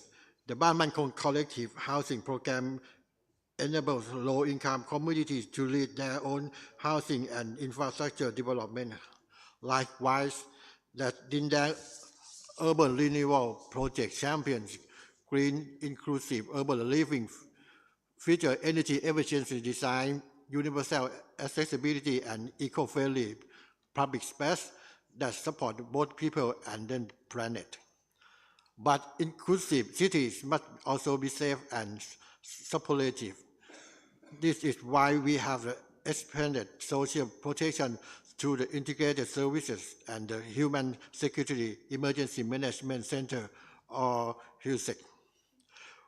which delivers rapid assistance to the vulnerable individuals, including survivors of the domestic violence. Our efforts are further strengthened by the Thailand commitment to the universal health care led by the Ministry of Public Health. The Health for All policy ensures that access to the essential services, including the sexual and reproductive health. At the community level, we are empowering the individuals through the livelihood loans and the vocational trainings, particularly for the person with a disability, women, older persons, and youth. These programs promoted self-reliance and strengthened family and community resilience. Participation is also the key to the family development centers, the National Youth Council, and the vast network for the community volunteers. We are fostering active citizenship and the shared responsibility in the caregiving, social protection, and local service delivery. The Southern program progressed in Thailand is advancing rights-based legislative reform focused on the gender, disability, inclusion, and social welfare. We are also leveraging real-time data via the MSO logbook system to identify the household vulnerability and guide targeted effective interventions. In response to the dual pressure of the demographic change and the climate risk, we have introduced the 5x5 Let's Turn the Tide policy. This national framework prioritizes the workforce readiness, inclusion for the youth and the older person, disability rights, and the family well-being, laying the foundation for the more resilient and equitable urban futures. As we conclude today's discussion, let us remember the true measure of the urban progress is the well-being of the people it serves, especially families. Thailand stands firm in our commitment to invest. Thailand stands in the human potential, promote inclusive leadership, and build cities where everyone can thrive. Together, let us turn vision into the action and ensure that our cities grow not just in size, but in dignity, equity, and hope. Thank you. ขอบคุณครับ Thank you, Representative of Thailand, for your statement. Now the floor is given to the Representative of Iran. Please, floor is yours. Thank you, Mr. Chairman. As migratory phenomenon continues to pose unneglectable challenges regionally and globally, the millions of Afghans, as one of the world's largest displaced population, make a visible yet neglected case. For many decades, Iran is and has been experiencing the mass influx of the neighboring Afghans on its border, with ongoing and recurring crises taking place continuously. Challenges stemming from harsh, illegal, unilateral coercive measures coupled with Afghan presence has overloaded Iran's public infrastructure to a degree of incapacity. In this light, we call on all UN member states and global stakeholders to engage in serious cooperation through flexible financial support to uproot global migration issues and create sustainable development for Afghanistan. These should also include adequate funding to establish and strengthen the infrastructure used to manage Afghans in Iran. In this spirit, we welcome meaningful partnership with the state and non-state stakeholders that share our view. Lastly, and most importantly, while reiterating the critical relevance of the reducing international inequalities in managing mass cross-border influx from Afghanistan, among other migratory emergencies like those currently affecting Iran, we once again state our reservation regarding the Global Compact for Safe, Orderly, and also regular migration GCM, highlighting its non-binding nature and its potential as a voluntary instrument for enhancing constructive international cooperation. National laws and regulation will remain our priority and the guiding principle for migration policies and decision centers on domestic needs and circumstances. I thank you. Thank you, Representative of Iran, for your statement. We have now some requests to speak from international organizations and stakeholders. Before I give the floor to them, may I check if any member of associate member wishes to take the floor on the agenda item? Okay. May I call now on representative of United Nations Population Fund. Please, floor is yours. Thank you. Excellency, distinguished delegates, members of civil society, and UN colleagues, good morning. I'm pleased to highlight the long-standing and robust partnership we share with the ESCAP. Over the past 12 months, UNFPA and the ESCAP Secretariat have collaborated on a number of engagements, including the Asia-Pacific Ministerial Conference on the Beijing Plus 30 review, the Regional Consultation for Financing for Development, the second Asia-Pacific Regional Review of Implementation of the Global Compact for Safe, Orderly, and Regular Migration, and the Asia-Pacific Forum on Sustainable Development. UNFPA would like to congratulate the ESCAP Commission for their efforts in ensuring strong and forward-looking outcome documents that are adopted with the consensus.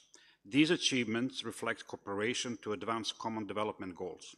UNFPA is particularly pleased with the members' significant advancement in reducing poverty, maternal and infant mortality, unplanned pregnancies, and enhancing access to education and employment for girls, young people, and women, as well as bolstering resilience to climate change and sustainability. However, it is also evident that during all the review process conducted, that while the Asia-Pacific region has made progress in certain areas, it also continues to face a number of complex challenges. These include demographic shifts, such as declining fertility rate, an aging population, and at the same time, we have a youth bulge with a high unemployment, which have all implications for future economic growth and social support systems. Social inequalities persist and are often compounded by economic downturns, humanitarian crises, violence and discrimination based on gender, ethnicity, and other factors. These inequalities can lead to marginalization and exclusion of those most disadvantaged, hindering progress towards sustainable development. To address these challenges, greater investment in the social protection, universal health care, and education is essential, as are innovative solutions and partnerships to reach vulnerable population. Most importantly, regional cooperation and South-South collaboration are key to sharing knowledge and resources to achieve common goals. Finally, reflecting on the recent 30 years review of the two most progressive plans introduced, the ICPD Program of Action and the Beijing Platform for Action, I am once again reminding our members their enduring relevance and critical importance. They must continue to remain as a cornerstone in safeguarding human rights and promoting gender equality. UNFPA remains committed with our country offices across the region to support our member states to achieve the 2030 agenda by ensuring every pregnancy is wanted, every childbirth is safe, and every young person's potential is fulfilled. Thank you. Thank you, Representative of United Nations Population Fund, for your statement. Now, floor is given to Representative of International Labour Organization. Next will be Representative of UN Women. Please, floor is yours. Thank you, Chair, Excellencies, Ministers, distinguished delegates. First and foremost, the ILO extends heartfelt condolences to the people of Myanmar and Thailand affected by the recent earthquake. Our thoughts are with the victims, their families, and all those who are courageously responding to this tragedy. As our region continues to urbanize rapidly, the International Labour Organization aligns strongly with the theme Regional Cooperation for Resilient and Sustainable Urban Development in Asia and the Pacific. Indeed, our cities must not only serve as engines of economic growth, but also as strongholds of resilience, inclusion, and opportunity. Across the region, Mr. Chair, nearly 164 million people are either without jobs or lack the means to seek employment. Informal employment remains dominant, accounting for 2/3 of the workforce. Youth unemployment persists, and population aging accelerates. In this context, building resilient and sustainable urban environments that are human-centered is essential to restoring the dignity of workers and ensuring equitable growth. Shaping inclusive urban futures calls for integrated policies that foster decent work, address vulnerabilities, and promote climate-resilient infrastructure. Expanding investments in skills development, universal social protection, and green transitions will be essential. Strengthening public-private partnerships and enhancing regional cooperation can help realize the Sustainable Development Goals and ensure no one is left behind. As we work together to build cities that serve people, the planet, and prosperity, resilient and sustainable urban development is integral to advancing decent work and social justice. The ILO will continue supporting social development, collaborating and partnering with ESCAP, including for the preparations of the Second World Summit for Social Development in 2025, November. Thank you, Chair. Thank you, Representative of International Labour Organization, for your statement. Now, floor is given to Representative of UN Women. Next is Representative of International Organization for Migration. Please, floor is yours. Good morning. Thank you, Chair and Excellencies. As my colleague from UNFPA so ably said, in 1994 and 1995, we had the two most impactful declarations and promises made by member states to advance gender equality and the empowerment of women, the ICPD and the Beijing Platform Declaration and Platform for Action. 30 years on, the global community is assessing progress made, and indeed we have made some important progress in the area of education, in the area of women's access to health. Where we have not, though, stands out in larger measure, unfortunately. And as the member states came together under the ESCAP convened regional review last fall to discuss the Beijing Platform for Action 30 years on, we would like to thank also ESCAP for this partnership, which was done in partnership with UN Women. We looked at a synthesis of 37 national reports, and in that we saw there are we identified the need for 4 thematic roundtables, focus on advancing women's economic empowerment, women's leadership, ending discrimination and violence against women, and closing the gender gaps within the SDGs to allow for diverse stakeholders to discuss progress and lessons learned. The conference amplified the voices of women and girls in all their diversity, including with a large engagement of civil society and especially large engagement of young people, which was very welcomed. I would like to acknowledge and thank Honorable Minister Paivi from Cambodia for her leadership in chairing the conference and also taking forward the chair summary in the Commission on the Status of Women this March, where she, along with the Deputy Executive Secretary Lin Yang of ESCAP, presented the findings and the positioning of the member states as it relates to the advancement of Beijing Plus 30. And subsequently, this strongly influenced the political declaration, and we really appreciate that, which was a strong one coming out of CSW. And now we go forward. We stand ready as UN Women to support member states in implementing the Beijing Platform for Action, but also the Action Agenda, which is a focus of 6 key areas within the Beijing Platform for Action. This focus is based on 150 plus country level reports that were submitted globally, in which the governments of the world identified quite uniformly some similar areas where they want to see increased acceleration. Digital revolution, freedom from poverty, zero violence, full and equal decision-making power, peace and security, and climate justice. And this action agenda not only accelerates the delivery of the SDGs, but it unites stakeholders to march forward to an equal world for all women and girls. I would like to briefly take this moment to also speak on the Global Compact for Migration. It's been, women represent nearly half of all migrants in this region.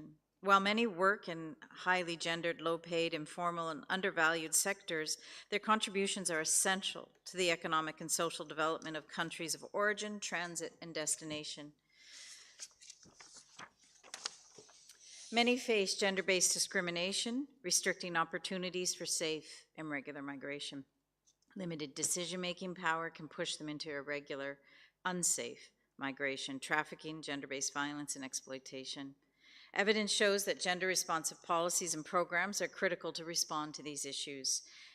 They are not only the right thing to do, but fundamental to build inclusive and sustainable economies in times of global demographic and economic transformations.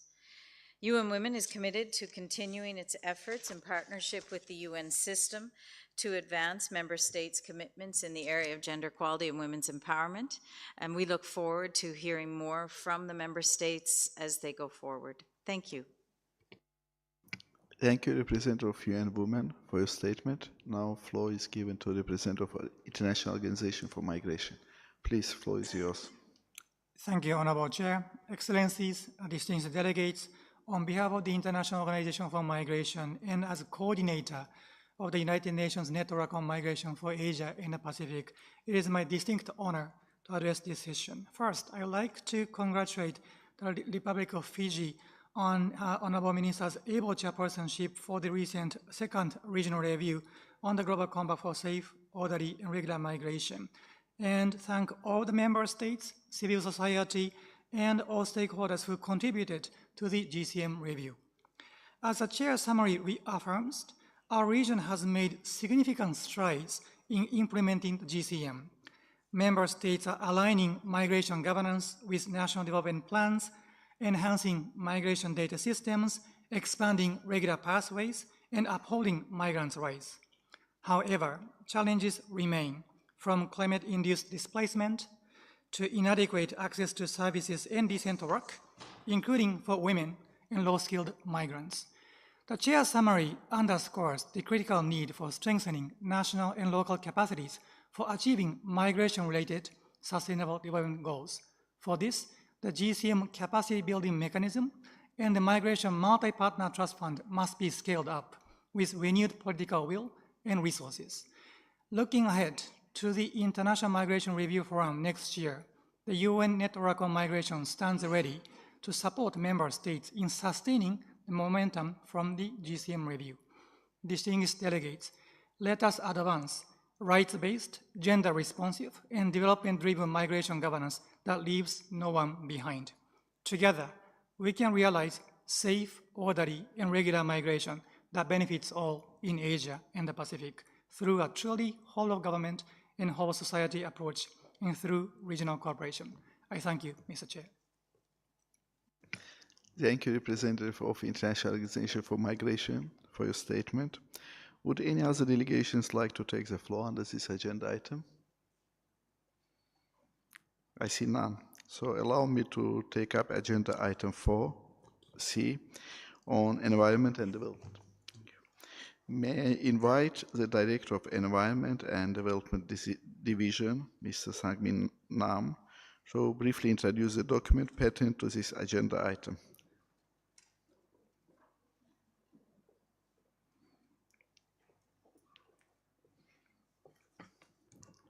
Mr. Nam, the floor is yours, please.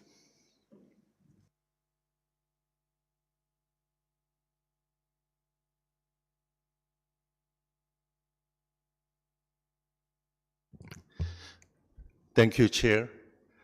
It is my honor to introduce the documents pertinent to item 5C on environment and development.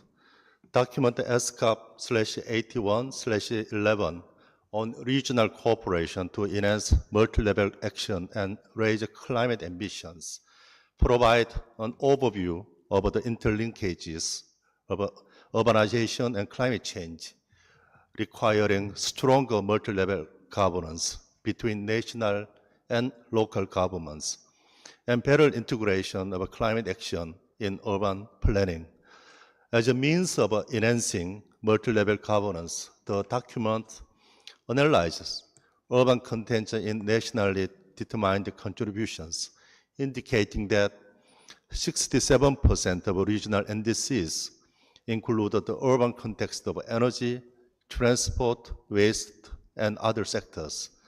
In this regard, the Commission is requested to provide guidance on translating the nationally determined contributions into city-implemented action plans and enhancing regional cooperation for localizing climate action.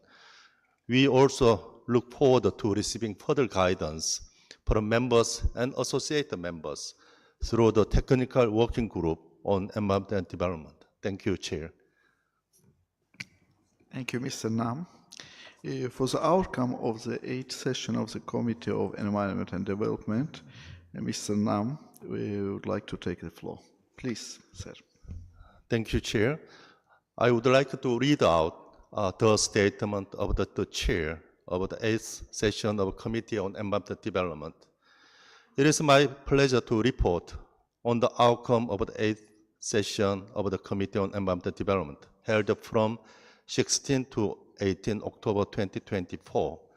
The committee reviewed the progress in implementing the Ministerial Declaration on Protecting Our Planet through Regional Cooperation and Solidarity, adopted at its 7th session in 22, and discussed opportunities and priorities for localizing actions in support of the declaration. The session also benefited from several associated events on youth, urban governance and housing, and side events on SDG localization, smarter cities, air quality management, low carbon cities, and water cooperation. While noting the progress made in implementing the Ministerial Declaration, the committee encouraged the member states to enhance their domestic actions and regional cooperation on the thematic areas, namely low greenhouse gas emission development strategies, air pollution, ocean protection, sustainable urban development, and access to information and public participation. The committee took note of the need for SDGs localization to enhance sustainable urban development and requested the Secretariat to promote cooperation on enabling climate-sensitive urban development. The committee encouraged the members and associated members to enhance their climate strategies and requested the Secretariat to continue to support in their efforts to mitigate and adapt to climate change. Having noted the initial work of the technical expert group of the committee requested the group to consider options for the better integration of urban components into national climate strategies to report to the committee at its 9th session, which will be held July 2026. I wish to express my gratitude to all members, associate members, and other stakeholders who participated in the robust discussion at the committee, and I call on Commission to fully support implementing the outcome to tackle our shared challenges through regional solutions actions. Thank you, Chair. Thank you, Mr. Nam, for your statement.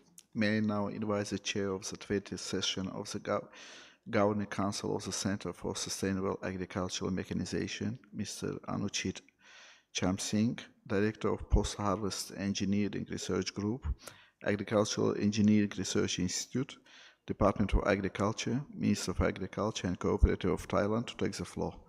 Mr. Anuchit Chamsingh, you have the floor, please.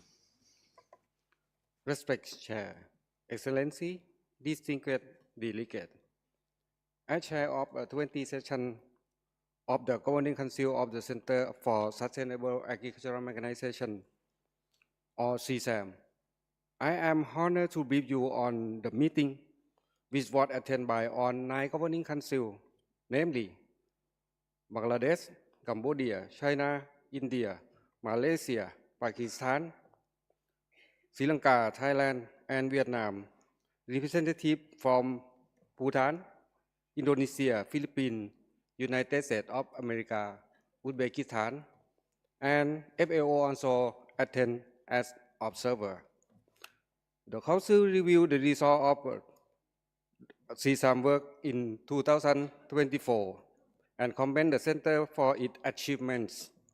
It recommends that the Center continue its positive work on sustainable agricultural mechanization for poverty alleviation and rural development to support the region, as well as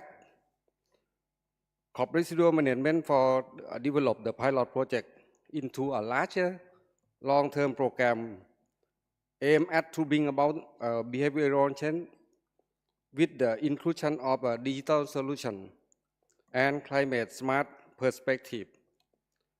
The Council also commend the initiative of the undertaking the institutional evaluation of the Center and took note of the preliminary finding and recommendation. Additionally, the Council endorsed the overall direction of the proposed 5-year strategic plan of the Center for 2025 to 2029, taking into consideration evaluation recommendation and the 5-year strategy. Areas recommended for focus in 2025 include harvesting and post-harvesting mechanization to reduce food loss, in particularly post-harvest loss, strengthening resilience for smallholder farmers through mechanization-based solutions, and role of mechanization to support food security in the region, enabling harmonized regional norms and standards for integrated trade, enhancing private sector engagement, promoting gender equality and youth engagement for inclusive and accessible agricultural mechanization. The Council endorsed CSAM work report and financial status report for 2022 and work plan for 2025. On behalf of the Council, I take this opportunity to thank Member States for contribution to CSAM, in particular the host country, China, for its general voluntary financial contribution and office permit for the Center.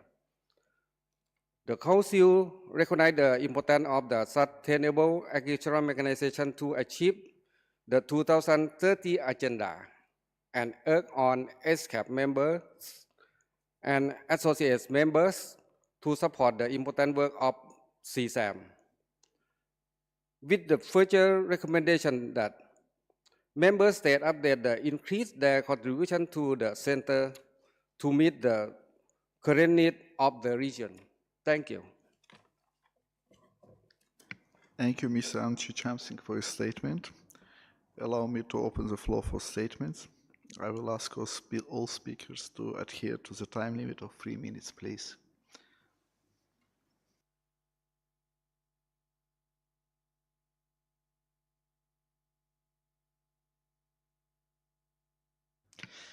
So the first speaker is the representative of Vietnam, followed by the representative of China. Please, the floor is yours. Mr. Chair, first, Asia and the Pacific face a wide range of environmental challenges. Climate change, rising temperatures, sea level rise, air and water population, and biodiversity loss are placing immense pressures on the environment, as well as on public health and livelihoods. Against this backdrop, the implementation of environment-related SDGs in our region remains significantly behind the schedule. particularly SDG 14, which focuses on conserving and sustainably using the ocean, seas, and marine resources, and SDG 15 on protecting, restoring, and promoting sustainable use of ecosystem. Mr. Chair, Vietnam is among countries the most affected by climate change and natural disaster. As a coastal country, Vietnam is particularly vulnerable to salinization, coastal erosion, plastic pollution, and water contamination. These environmental shocks have had seriously impacts on livelihood, and the economy. It is efforts to implement the SDGs. Vietnam has put strong emphasis on addressing environmental challenges and taking concrete actions. We have adopted many legal documents and strategies on environment, including the climate change strategy. We have comprehensively integrated environmental component into national and local development plans and programs. The efforts have led to significant progress, particularly in achieving SDG 13 on climate action. However, other environmental related SDGs continue to pose challenges. Mr. Chair, to accelerate the implementation environmental related SDG while ensuring our regional momentum of growth, the following areas should be prioritized as follows. First, technology and innovation are vital for effective climate action and environmental protection. Developing countries must have access to cutting-edge technologies that enable an equitable energy transition, foster low-carbon industry and agriculture, and strengthen their capacity for climate adaptation and environment resilience. Second, ESCAP should enhance efforts to mobilize climate and environmental finance by deepening partnerships with financial institutions and promoting public-private collaboration. And third, we call for stronger regional cooperation through the sharing information, knowledge, and expertise in implementing environment-related SDGs. We welcome innovative approaches to cooperation, be it policy research, capacity building initiatives, or technical assistance programs to address environmental challenges more effectively. Vietnam reaffirms our commitment to working closely with all member states to advance environmental resilience and address the 2030 agenda. I thank you. Thank you, Representative of Vietnam, for your statement. Now, floor is given to Representative of China, followed by Representative of Japan. Please, floor is yours. 谢谢主席。过去一年 ，ESCAP 成功举办第8届环境与发展委员会等相关会议，积极推进气候、海洋、空气质量、可持续城市等领域政策对话。环境与发展技术专家组充分发挥专业优势，促进相关领域的经验分享。联合国可持续农业机械化中心通过能力建设和项目合作，帮助成员国实现农业可持续、数字化、机械化转型。中方对有关工作表示肯定。中国坚持绿水青山就是金山银山理念，坚定推进生态优先、绿色发展。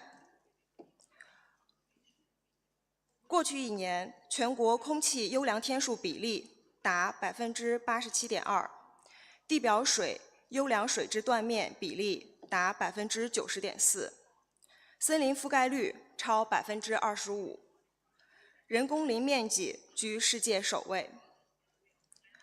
环绕塔克拉玛干沙漠边缘全长3046公里的绿色阻沙防护带已全面完成，成为世界上最长环沙漠生态屏障。中国积极参与全球减排行动，持续开展应对气候变化南南合作。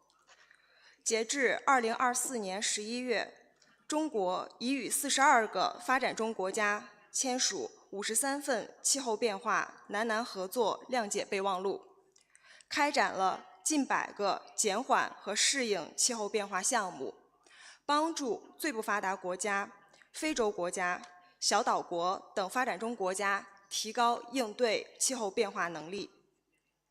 保护生态环境，推动可持续发展是各国的共同责任。我们应践行共商共建共享，加强其政策沟通，分享绿色发展理念与实践。我们应加强应对气候变化合作，坚持共同但有区别的责任原则，切实加大对发展中国家的资金、技术和能力支持。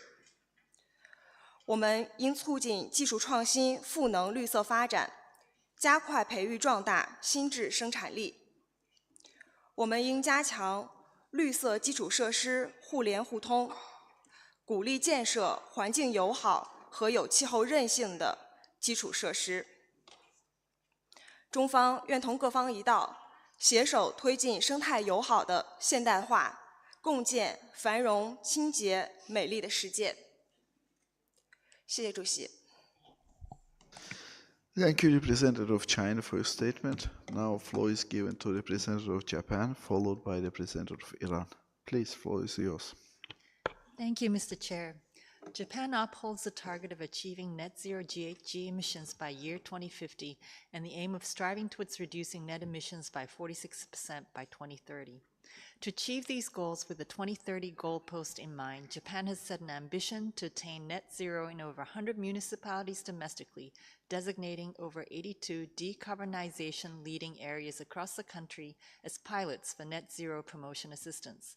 By facilitating these localized efforts, Japan hopes to generate innovative models of achieving carbon neutrality and attaining global environmental benefits across the country in a collaboration with various local stakeholders, including local financial, energy, among other private sector entities. From our experience, leveraging the voluntary local review process at the city or district level indeed can be a useful process to orchestrate a whole of government and whole of society approach in achieving these common goals, and appreciate ESCAP's long-standing work in this vein. We are delighted to hear that Yokohama City, which leads such efforts in Japan and was instrumental to the inception of CityNet, was selected to host the 9th Asia-Pacific Urban Forum in 2027, and we look forward to be able to showcase some of these efforts through ESCAP in the region, alongside our hosting of the Green Expo 2027 in Yokohama, to be held between March and September of the same year. Mr. Chair, distinguished delegates, Japan believes that it's important for us to collaborate to generate global environmental benefits in an efficient and effective manner around the world while respecting the integrity of the individual respective multilateral environmental agreements. Japan co-sponsored the UNEA 6 Resolution 6/4 entitled Promoting Synergies, Cooperation, or Collaboration for National Implementation of Multilateral Environmental Agreements and other relevant environmental instruments with 5 other countries, including ESCAP member states, which we think is an important milestone for effective and efficient realization of our goals. We look forward to helping to implement this resolution in this region, along with members and partner organizations such as UNEP, ESCAP, and the ADB. Thank you very much. Thank you, Representative of Japan, for your statement. Now, floor is given to the Representative of Iran, followed by the Representative of Democratic People's Republic of Korea. Thank Please, you, Mr. floor is Chairman. yours. Thank you, Mr. Chairman, for giving me the floor. Mr. Chairman, ladies and gentlemen, distinguished delegates, the Islamic Republic of Iran reaffirms its commitment to inclusive, safe, resilient, and sustainable cities and human settlement.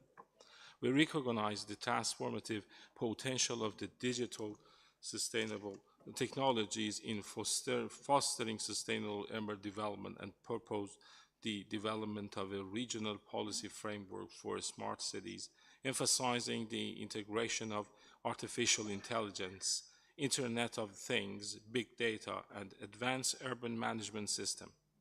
This technology can optimize energy consumption, enhance traffic management, and reduce environmental pollution in rapidly urbanizing areas. To this end, Iran advocates for the establishment of open urban data platform to promote transparency, public participation, and data-driven decision-making. We urge ESCAP to facilitate knowledge sharing and capacity building initiative to support member states in adopting these technologies while ensuring equal access and data privacy in accordance with international norms. Regarding international culture and social dimension in urban policy, the Islamic Republic of Iran believes that sustainable urban development must respect the cultural and the social fabric of the local communities. Iran proposes the adoption of the critical culture indicator to assess the social impact of urban development projects, ensuring alignment with local values and identities. By employing participatory design methods, such as co-design and community-based urban development, we can foster inclusive urban space that reflect the need of the aspiration of the diverse population. Mr. Chairman, ladies and gentlemen, moreover, we call for the creation of the local urban innovation network involving stakeholders such as municipalities, civil society, and private sectors to align urban projects with national and regional development goals. These efforts are consistent with the principle of the new urban agenda and UNECO's frameworks for culture-sensitive urban planning.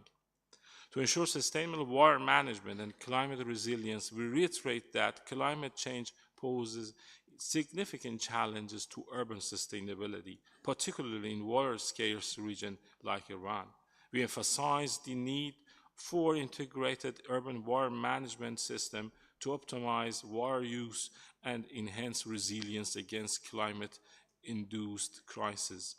In this regard, investment in smart infrastructure for rainwater harvesting and groundwater conservation are critical to reducing pressure on urban water resources. Mr. Chair, Islamic Republic of Iran supports ESCAP initiative to promote nature-based solution and green infrastructures as outlined in the Sendai Framework for Disaster Risk Reduction. We encourage regional cooperation to develop innovative financing mechanisms for climate-resilient urban infrastructure. Effective urban governance, a robust data system to monitor and manage city assets. Islamic Republic of Iran proposed the development of the urban asset management system to track the condition of the critical infrastructure, enabling proactive maintenance and resources allocation while leaving advanced analytical cities and enhanced decision-making, improve service delivery, and measure progress towards sustainability goals. At last, the Islamic Republic of Iran urged UNESCAP Secretariat to support the standardization of the urban data system across the Asia-Pacific in line with international frameworks such as ISO 37120 for sustainable cities to facilitate benchmarking and cross-country learning. I thank you.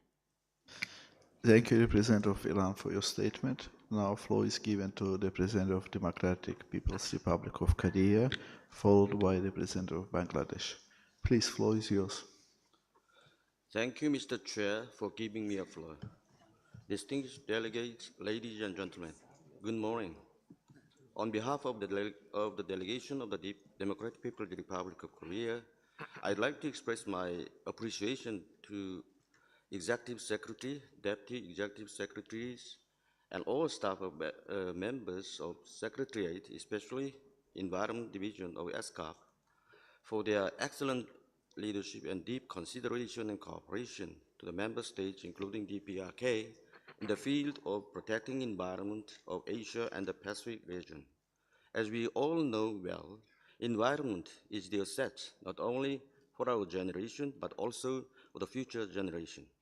And thus, the DPRK government considers the protection of land and environment as the investment for the future generation and mobilize all the people to protect and preserve the nature and environment of the country, together with the implementing the Climate Action Plan.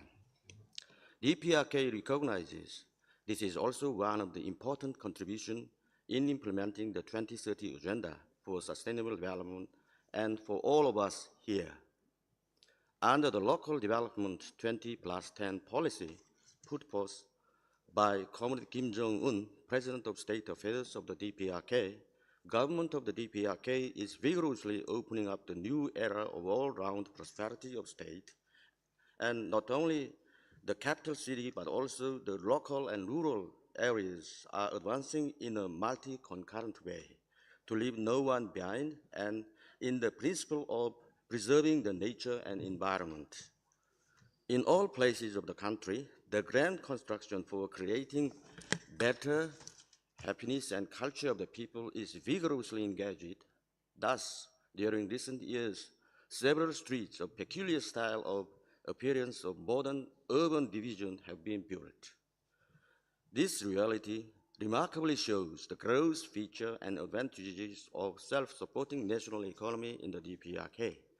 Especially Samjiyon City and Wonsan City have been turned into world-standard mountainous and coastal tourist cities with a pride of unique architectural beauty.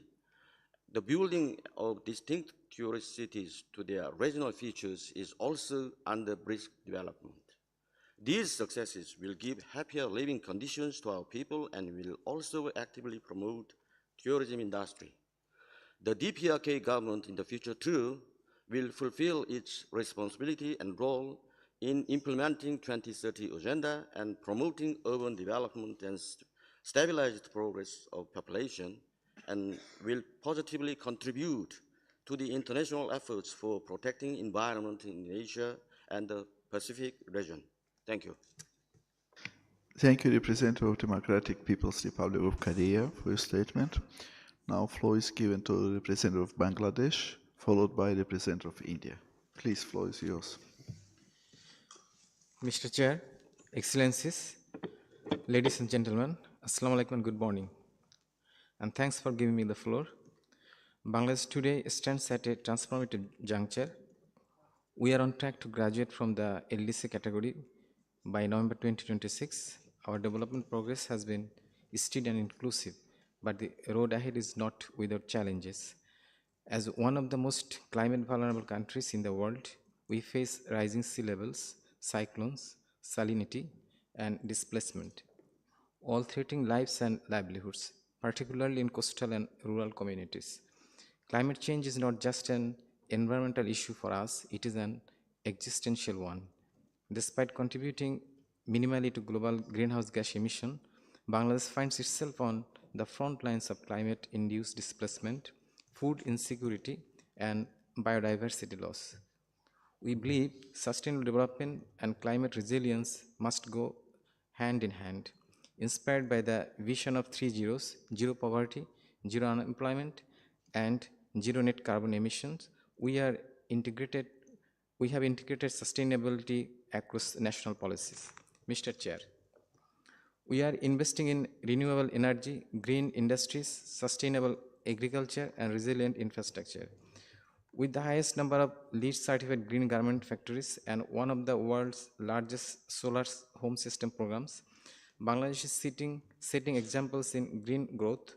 We have also undertaken reforms to curb plastic pollutions, alongside measures to conserve ecologically sensitive areas such as St. Martin Islands. However, as we prepare for LDC graduation, we confront a development paradox.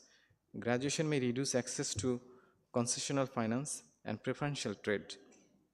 Even as our investment needs grow, we therefore call upon the development partners, including ESCAP, to support our access to climate finance and green technologies and provide technical guidance on climate-smart infrastructure and ecosystem-based solutions, while strengthening regional knowledge sharing and institutional capacity.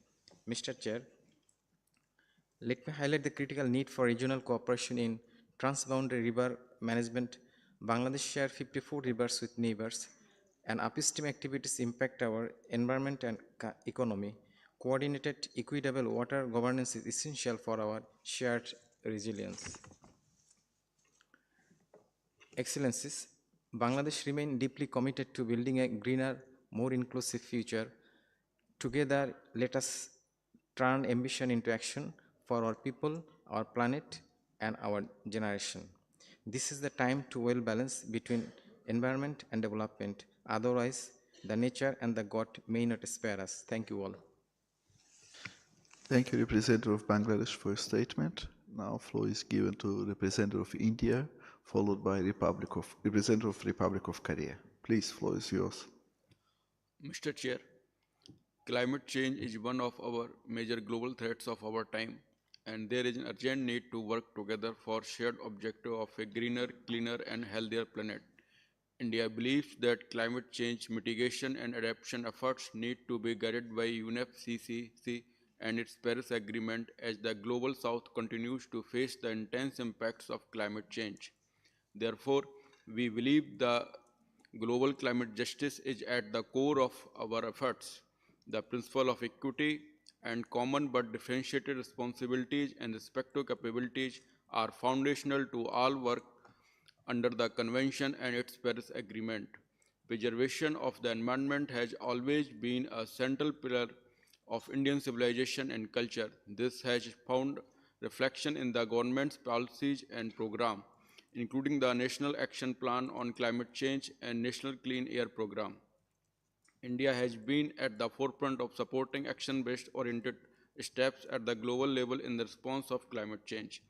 India has achieved the 2015 NDC targets on emission intensity reduction and non-fossil waste installed electricity generation capacity much earlier than 2030 and have further enhanced its ambition. India's renewable energy capacity has nearly tripled from its 2014 levels, and country is on the course to achieve 500 gigawatt target by 2030. India has launched the Mission Life lifestyle for environment to encourage the sustainable lifestyle practices at the global level. Mission Life inspires individual communities and societies to exercise choices and behaviors that focus on mindful utilization of resources. Prime Minister Shri Narendra Modi launched a campaign, Ek Ped Maa Ke Naam, that is planned for mother on the occasion of World Environment Day in 2024, which exhorts everyone to plant a tree as a mark of love, respect, and honor of our mother and Mother Earth. 1 billion saplings have been planted under the campaign already.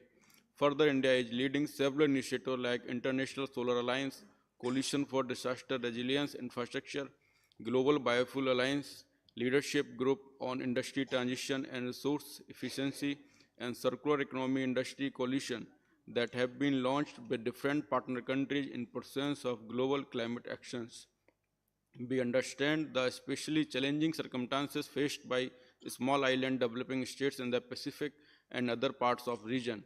We have been working with them as their partners in their development and humanitarian efforts. We reiterate our strong support to regional cooperation efforts to address the environment challenges in the Asia Pacific. Thank you, Chair. Thank you, Representative of India, for your statement. I would like to invite Representative of Korea to deliver a statement, and followed by Representative of Indonesia. Please, floor is yours.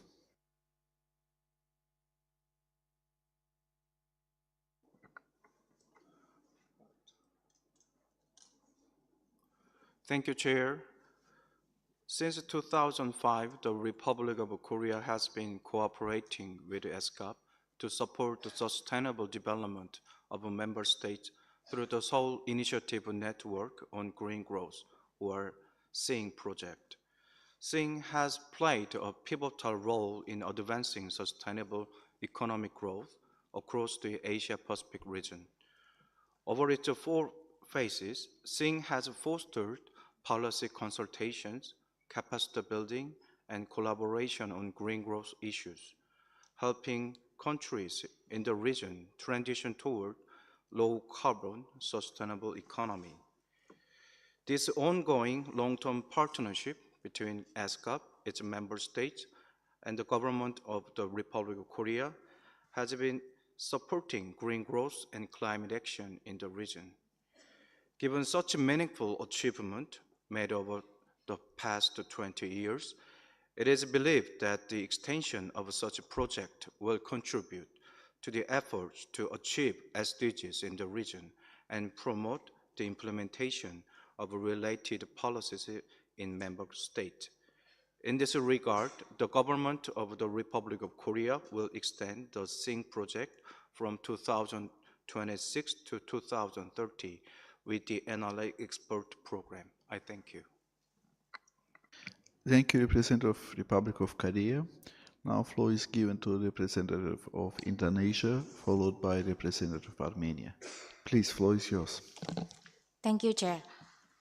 Indonesia, as the world's largest archipelagic nation, as well as a mega diverse country, is deeply committed to environmental protection and climate change mitigation. We recognize our unique role as a global biodiversity hotspot, as well as the carbon sink.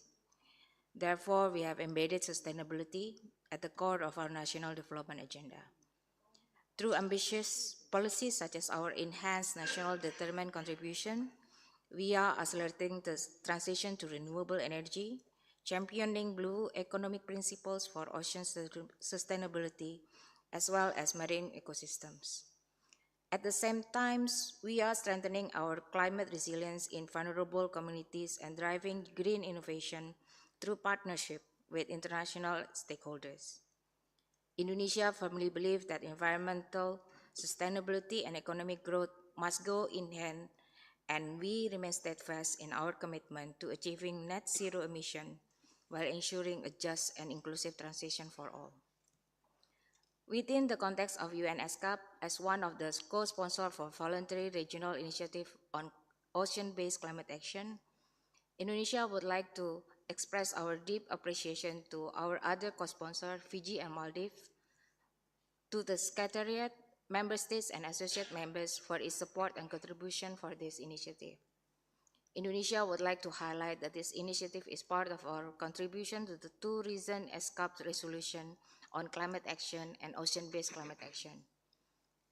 We do recognize that member states may have different capacities and circumstances in implementing specific ocean-based climate actions, and therefore reaffirm that this voluntary nature of this initiative will allow each country, each stakeholders, and each development partners to pursue the priority areas at a pace and in a manner consistent with their individual circumstances.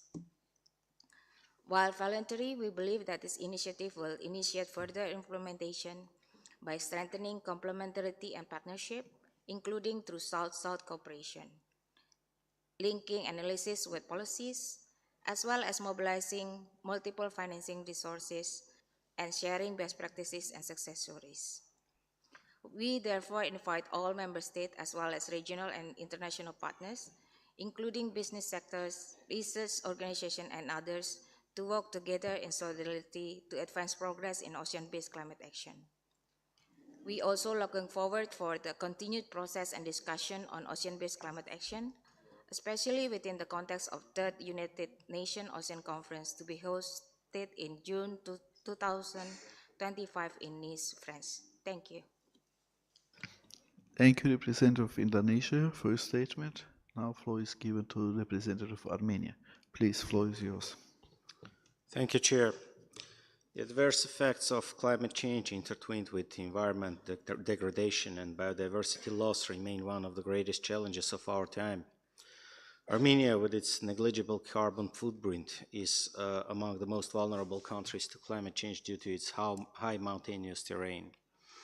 Armenia's numerous mountainous ecosystems are already facing negative impacts of climate change and water scarcity. The highly fragmented and complex terrain of Armenia and the spatial distribution of settlements and infrastructure are attributable to the mountainous nature of the country.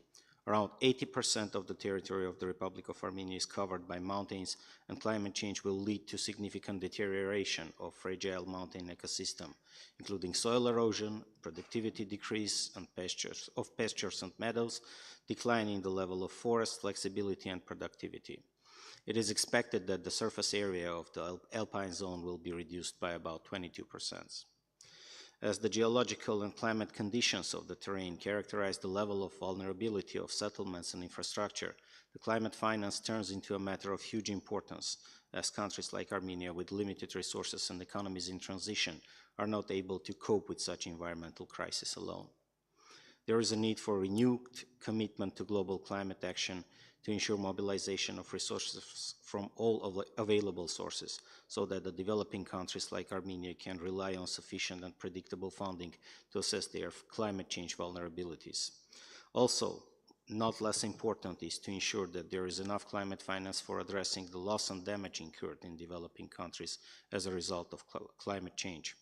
As a member of the board of the fund for responding to loss and damage created a few years ago under the UNFCCC and the Paris Agreement, Armenia is keen to bring its contribution to the effective operationalization of the fund and putting in place effective mechanisms that could allow the developing countries to rely on its vital assistance.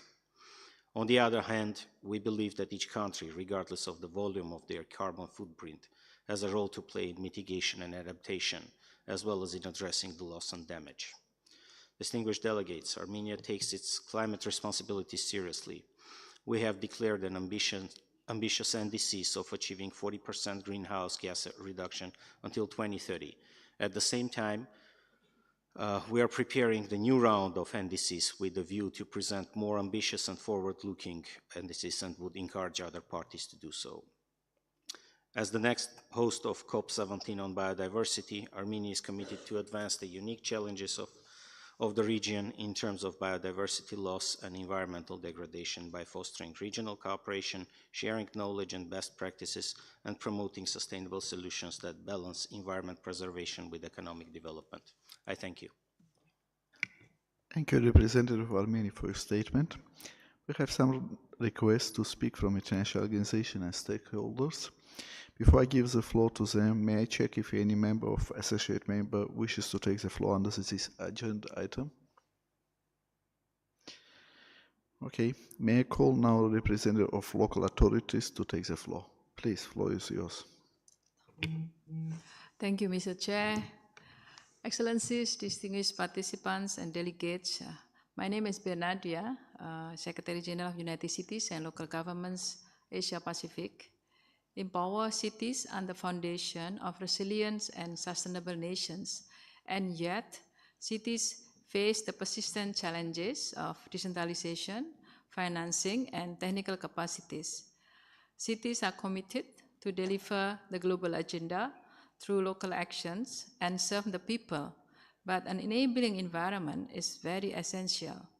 Under the Urban Act project, partnering with ESCAP and GIZ, UCAG ASPAC has assessed the enabling conditions on environmental and governance at 5 pilot countries, including China, India, Indonesia, the Philippines, and Thailand. It measures progress and uncovers the gaps and potential for reforms.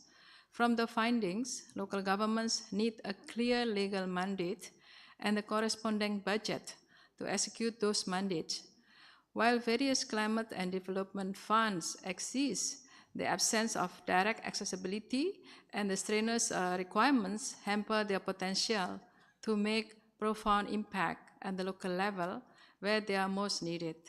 Technical capacity development should be available for all cities, all sizes of cities, especially intermediary cities.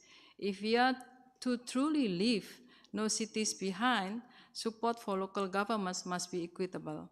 When cities thrive and prosper, so will the people and the nation. We reiterate that local governments are not merely implementers of global agenda, but co-creators of global solutions.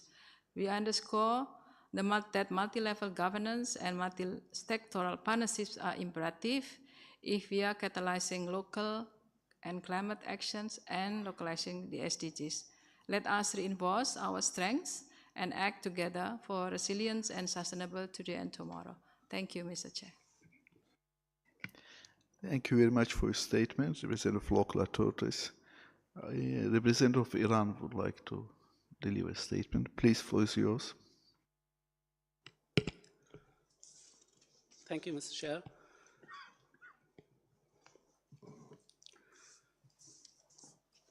I would like to thank the ESCAP Secretary for sharing the report on regional cooperation to enhance multilateral action and raise climate ambitious.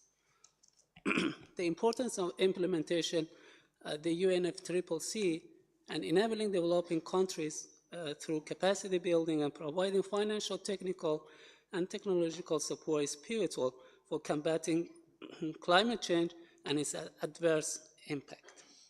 This issue was extensively discussed and emphasized during COP29 in Azerbaijan, specifically under the title of the new collective quantified goal agenda item. It was significantly underscored that the developing countries, in order to effectively address climate change, need more than 450 billion US dollar per year until 2035. However, the earlier commitment by developed countries made in previous COP meetings to provide 100 billion US dollar per year to developing countries for this purpose before 2020 did not realize, and they were not stick to their commitments. Therefore, any effort to shift the burdens to developing countries for financing their climate actions will disrupt our actions for saving the planet. As far as the Islamic Republic of Iran's actions in fighting climate change is concerned, this issue, together with the development of sustainable economy with a focus on low-emission industries, have been included in the National Climate Change Management Plan within the framework of Iran's 5 years development plan. Further enactment of numerous environmental laws at the national level with a history of over half a century reflected Iran's firm commitment to achieving a healthy environment. Additionally, implementing projects such as converting fossil fuel power plants to combined cycle power plants, reducing emissions in the oil and gas sector, significantly expanding renewable solar, wind, and geothermal and nuclear energy, and other similar actions are among further effective steps have been taken. However, the imposition of restrictions on Iran due to illegal unilateral coercive measures has posed significant barriers and obstacles to achieving our ambitious goals. Nonetheless, we envision a progress and green future for Iran to achieve. I would like to ask the Secretary to take into consideration this statement in all of the relevant topics being under discussion in the meeting. Thank you, Mr. Chair. Thank you, Representative of Iran, for your statement. Would any other delegations like to take the floor under this agenda item? I see none. So allow me to proceed to take up agenda item 5D pertaining to disaster risk reduction. May I invite the Director of the Information Communications Technology and Disaster Risk Reduction Division, Ms. Tiziana Bonapace, to briefly introduce the documents pertinent to this agenda item. Ms. Bonapace, the floor is yours, please.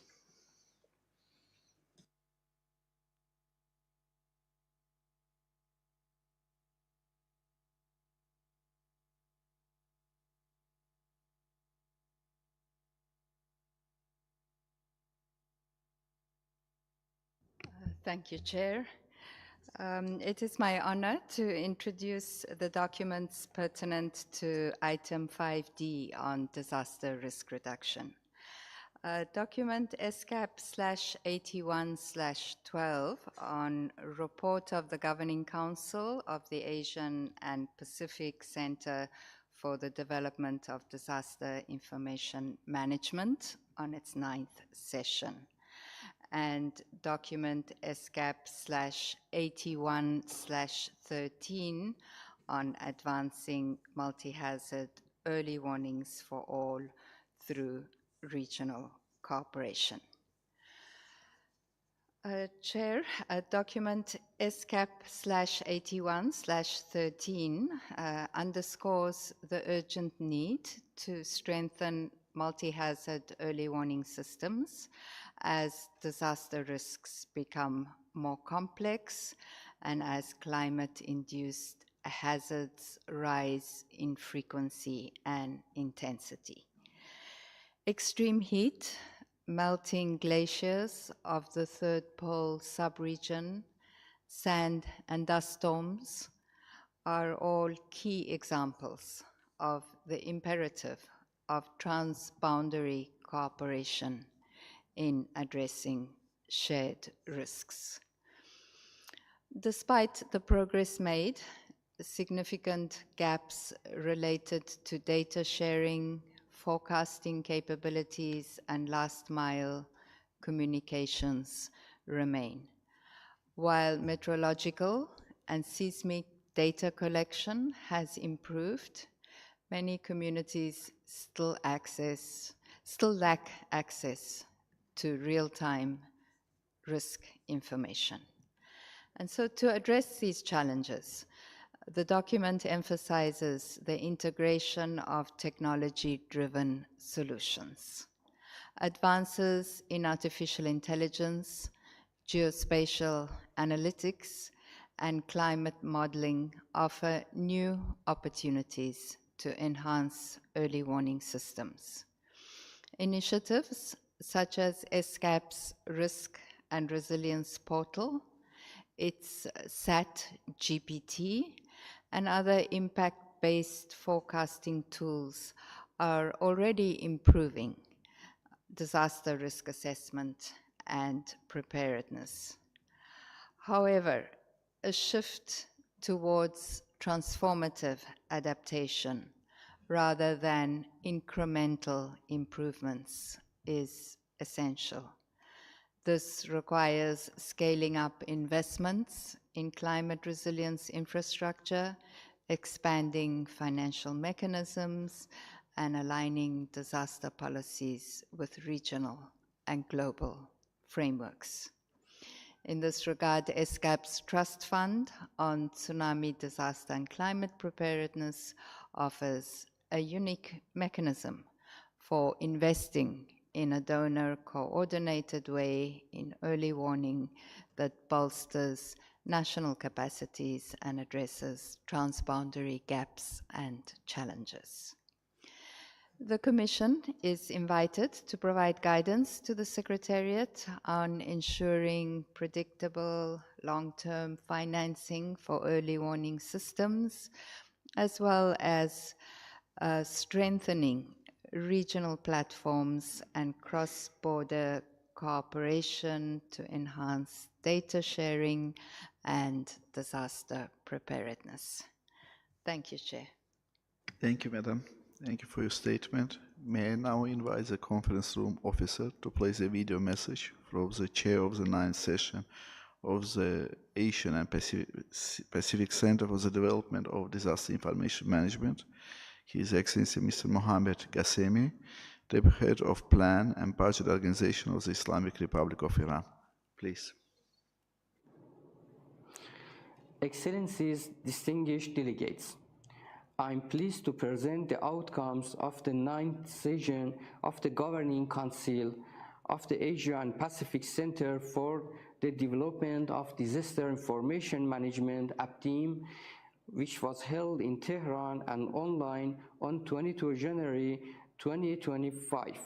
The following decisions adopted by the Governing Council of APTIM and are brought to the attention of the Economic and Social Commission of Asia and Pacific.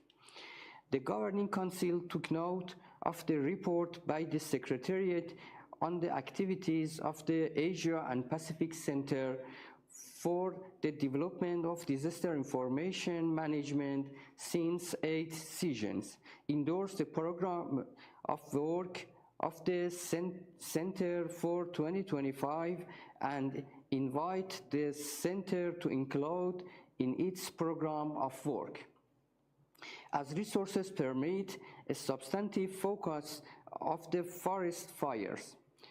The Governing Council also requested that the Center submit quarterly updates of its work. The Governing Council took note of the briefing on the process and the key findings of the evaluation of Asia and Pacific Center for Development of Disaster Information Management and noted that the report on the evaluation would be submitted to the Economic and Social Commission for Asia and the Pacific for consideration at its 8th first session in April 2025. The Governing Council took note of the report by the Secretariat on the administrative and financial status of the Asia and Pacific Center for Development of Disaster Information Management. The Governing Council, acknowledging with appreciation the commitment of and the valuable financial and in-kind contribution made to date by the governing of Islamic Republic of Iran. The host country of the center encouraged the host governing to disperse the full outstanding contribution to the center. The Governing Council expressed its thanks and appreciation to the governing of Macau, China, for its valuable financial contribution to the center. The Government Council also invited members and associated members of the Economic and Social Commission for Asia and Pacific to mobilize financial and in-kind support for the center, take an active role in implementation of center's program of work. Thank you for your attention. Thank you. I now open the floor for statements. As usual, I will ask all speakers to adhere to the time limit of 3 minutes. So the representative of Vietnam would like to take a floor. Please, floor is yours. Thank you, Mr. Chairman. In recent years, extreme weather events and natural disasters have occurred with increasing frequency and intensity in Asia and the Pacific. Superstorm Yagi last year, along with the recent earthquake in Myanmar, Thailand, and some other countries that claimed thousands of lives and caused devastating losses, highlight the urgent need for strong and immediate action on disaster risk reduction. Vietnam is among the countries most affected by climate change and natural disasters. We face every year a wide range of natural disasters, which are becoming more severe and increasingly unpredictable. Last year, Typhoon Yagi alone claimed 300 lives and caused economic losses amounting to $2 billion, which is nearly 0.5% of our GDP. The pain and loss from such events are unbearable. Strengthening the implementation of Sendai framework for disaster risk is no longer optional. It is an urgent necessity. Now more than ever, the framework's priority for action should be further integrated into our regional coordination plan. These include understanding disaster risk, strengthening disaster risk governance, investing for resilience, and enhancing preparedness for effective response and recovery. In this connection, I would like to propose prioritizing the following areas. First, it is essential for our region to mobilize greater financial resources for disaster risk reduction. We encourage the adoption of innovative and diversified financing mechanisms that support climate change adaptation, enhance resilience to extreme weather events, and strengthen the capacity of both populations and countries to withstand disasters. Second, technology and innovation should be better leveraged to improve risk forecasting and disaster management capabilities. Strengthening national multi-hazard monitoring systems and fostering regional cooperation on early warning systems are critical steps in this direction. Third, building resilience is also about raising awareness, enhancing the capacity and preparedness for local communities. This entails investing in nature-based solutions such as restoring mangroves, wetlands, promoting sustainable agriculture and urban development. We firmly believe that ESCAP can play a leading role in advancing regional cooperation in these key areas. I thank you. Thank you, Representative of Vietnam, for your statement. Now, floor is given to Representative of Japan, followed by Representative of Bangladesh. Please, floor is yours. Thank you, Mr. Chair. As all of us know, the Asia-Pacific region is rapidly urbanizing and is one of the most disaster-prone areas in the world. Earthquakes, tsunamis, floods, typhoons, and rising sea levels frequently disrupt our lives and economies, making it clear that we need cities in the region that can adapt to and recover from these challenges. Achieving this level of resilience requires us to work together in the region. Japan offers an example of how regional cooperation can indeed make a difference. After the recent earthquakes in Myanmar, Japan quickly sent disaster risk reduction and infrastructure experts to help. In partnership with the World Bank, Japan also hosted a session called Building Trust Through Rapid Post-Earthquake Assessments in Bangkok, where experts from the region shared best practices and practical guides. In times like this, Japanese specialists collaborate with other government officials to help address issues related to inspecting damaged infrastructure and improving hazard management systems. In the wake of flood outbreaks, for example, in 2011, Japan stepped up by providing necessary tools such as high-capacity drainage pump vehicles and offering grants through the Asian Development Bank to help develop community-based flood risk management plans. These actions are just a few examples of how Japan supports its neighbors in times of need. Disaster risk reduction has long been a cornerstone of Japan's collaboration with UN ESCAP. For example, we have recently supported development of guidelines that consider gender and disabilities in disaster risk reduction. As you know, Japan also hosts the Statistical Institute for Asia and the Pacific, or SIAP, which provides essential training and technical assistance, including methodologies for compiling disaster-related statistics to inform decision-making. In October 2024, Japan co-organized the 4th International Forum on Low-Carbon Cities in Kitakyushu with ESCAP. This forum showcased transformative solutions for sustainable cities, highlighting innovative technologies and fostering partnerships to boost urban resilience. Japan has promoted public-private partnerships, including with ASEAN countries, with a view to promoting early warnings for all. These efforts show how collaboration and innovation can tackle challenges like climate change and disaster risk reduction. Ladies and gentlemen, resilient cities are the backbone of sustainable development, thriving economies, and safe and secure communities. By working together and learning from each other, we can build an Asia-Pacific where cities not only overcome challenges, but also flourish, allowing people to prosper. Japan stands ready to work with member states and other stakeholders in the region to help resolve such common challenges together. Thank you very much. Thank you, Representative of Japan, for your statement. The floor is given to Representative of Bangladesh, followed by Representative of China. Please, floor is yours. Thank you, Chair. Excellencies, distinguished delegates, ladies and gentlemen, a very good morning to you all. In today's context, I would like to share Bangladesh's experience in disaster risk reduction, especially in building resilience among vulnerable communities and advancing sustainable urban development. Bangladesh, as one of the most disaster-prone, least developed countries, is highly vulnerable to cyclones, floods, riverbank erosion, and the growing impacts of climate change. The government of Bangladesh has taken disaster preparedness and risk reduction as core priorities of our development agenda. The current interim government continues to attach the highest importance to the impact of climate change and is committed to building resilience across all levels of society. In line with the Sendai Framework for Disaster Risk Reduction, Bangladesh has taken significant steps under a risk-informed development approach.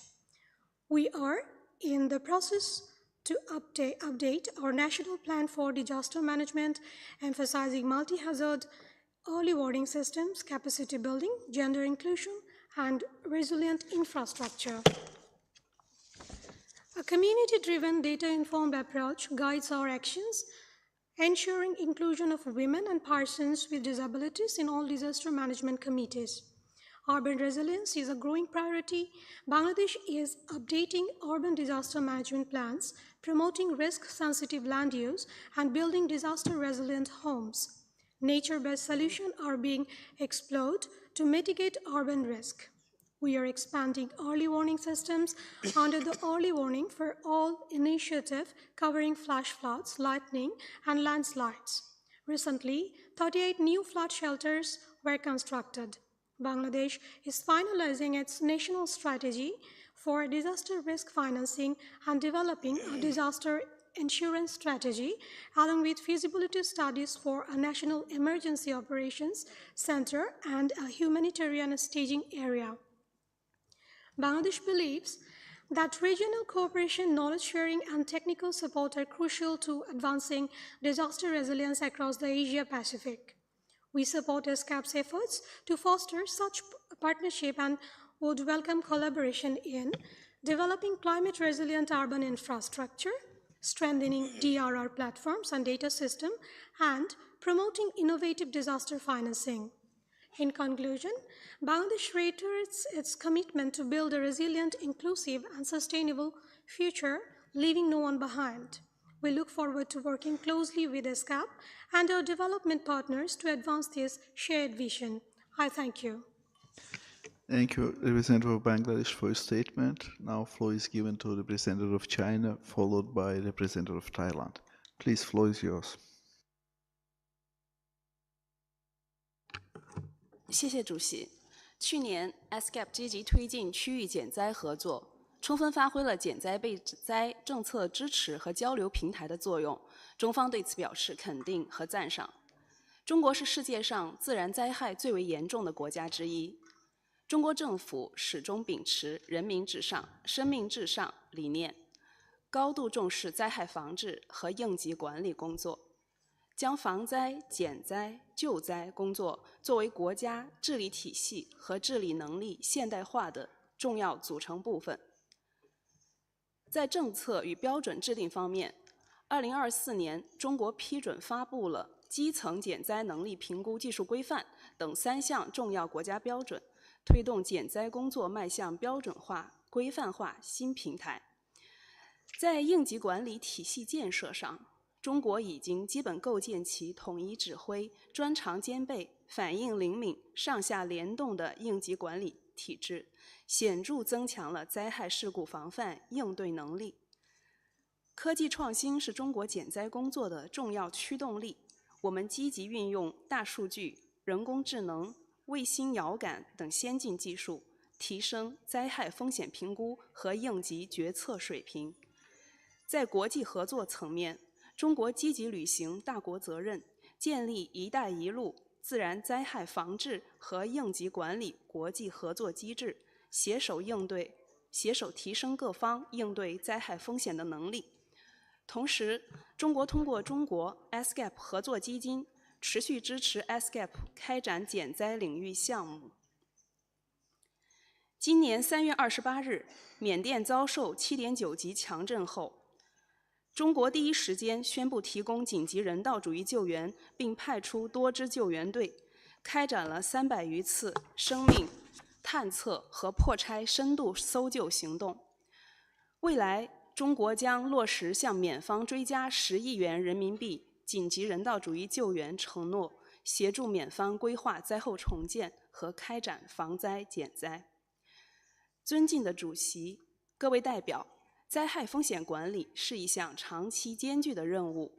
面对气候变化带来的新挑战，我们应该充分发挥 ESCAP 作用，搭建更广泛合作平台，促进各国在减灾政策、技术、资源等方面的交流与共享，加强灾害风险评估和早期预警能力建设，加大对发展中国家的支持力度。中国愿继续与亚太地区各国携手共进，深化减灾领域合作，为建设更加安全、可持续的亚太地区贡献中国智慧和力量，共同推动2030年可持续发展议程中减灾目标的实现。谢谢。Thank you, Representative of China, for your statement. Now, floor is given to the Representative of Thailand, followed by the Representative of Iran. Please, floor is yours. Mr. Chair, Excellency, delegated ladies and gentlemen, Thailand has implemented the disaster risk reduction through the National Disaster Prevention and Mitigation Plan 2021-2027, which is aligned with the sufficiency economic philosophy, Sendai Framework for Disaster Reduction, Sustainable Development Goals, and Paris Agreement of UNFCCC. The national DRM strategy has been translated into the action at the local level. That's the progress in achieving Target E of the Sendai Framework. Thailand actively supports the implementation of the anticipatory action, advancing a more proactive approach to DRM. We place strongly emphasis on developing an inclusive, multi-hazard, end-to-end early warning system in support of the United Nations Early Warning for All Initiative and Target G of Sendai Framework. Thailand has early warning system cover a wide range of the national hazard. The warning tower system and warning equipment have been installed in this area nationwide, and warning messages are disseminated through multiple channels, including traditional media, social network, and applications such as Thai Disaster Alert and Line at 1784 DDPM. Thailand organized the commemoration of the 20th anniversary of Indian Ocean tsunami on 26 to 27 December 2024 in Phang Nga province that brought together over 300 participants. We appreciate the support of ESCAP, UNDRR, and UNDP in co-hosting the academic symposium that reflects strong regional cooperation and highlight Thailand's progress in DRM. Additionally, Thailand also contribute $500,000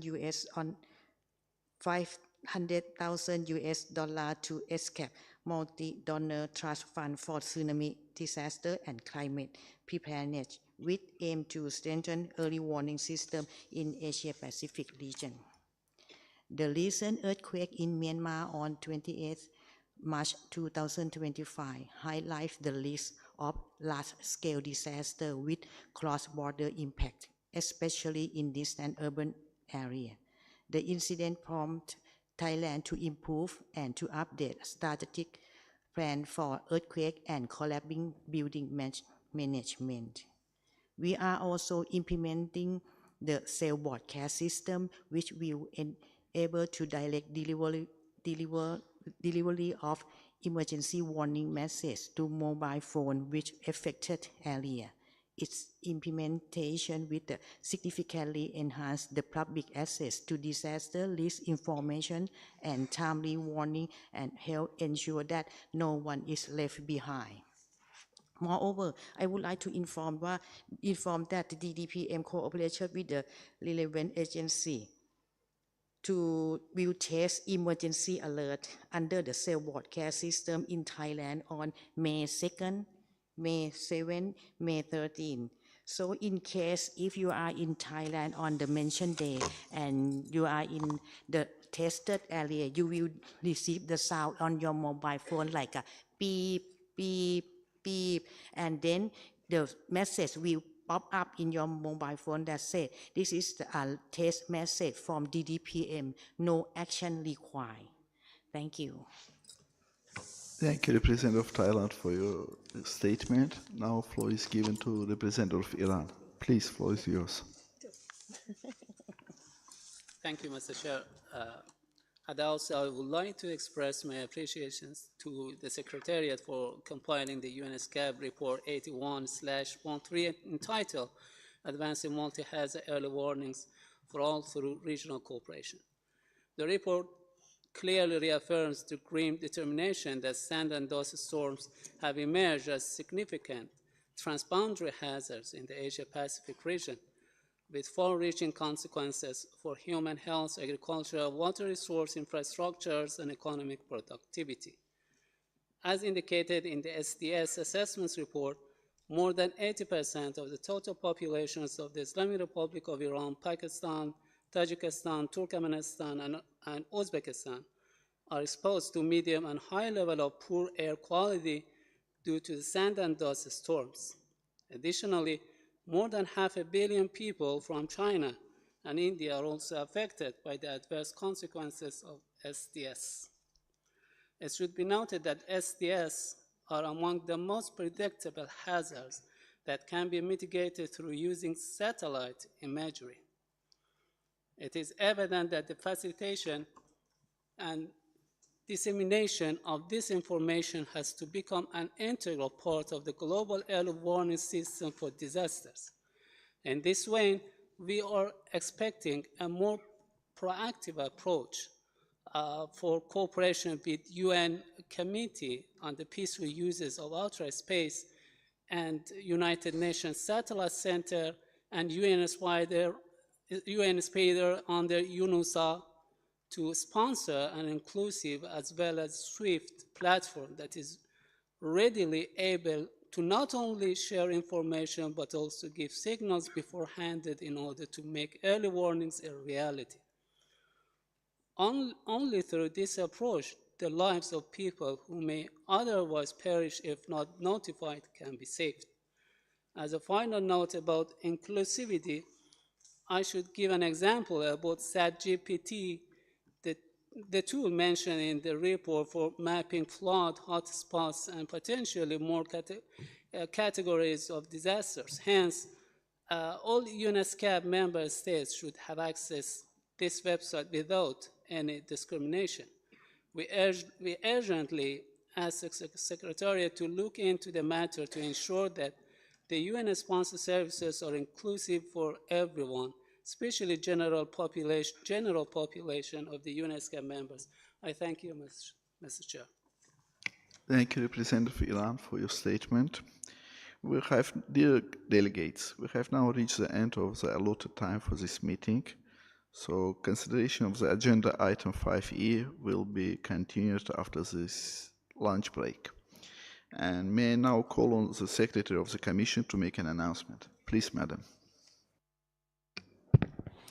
Thank you, Chair. I now turn to the evaluation of the session. The Secretariat wishes to remind each participant to please take a few minutes to complete the online survey that was uploaded on the Commission website. Please check on the Overview tab. You will also see a signature at the entrance of this conference room providing the link to the survey and the QR code, and the same information has been provided to your delegation through your liaison officers. We kindly ask your delegations to please complete this questionnaire. Your feedback will really help us improve the quality of our services and support your delegations. We appreciate your valuable feedback. A reminder as well on side events that there will be held this at lunch, after lunch. The side events are shown on the screen and are listed on the Commission website. The majority of these side events are open to all participants of the Commission, and most of these meetings are held in a hybrid format, and participants can also join online. Finally, just a word on the sustainability efforts. We are proud to inform that the Commission session is a climate-neutral event this year. Emissions will be calculated and offset through certified carbon credits as part of our broader commitment to sustainability. And you're also invited to visit our exhibition booth to learn more about ESCAP through the journey towards net zero. Thank you very much, Chair. Thank you, Secretariat. We'll now break and reconvene this afternoon at 14 o'clock sharp with discussions under the agenda sub-item 5. The meeting is adjourned. Thank you.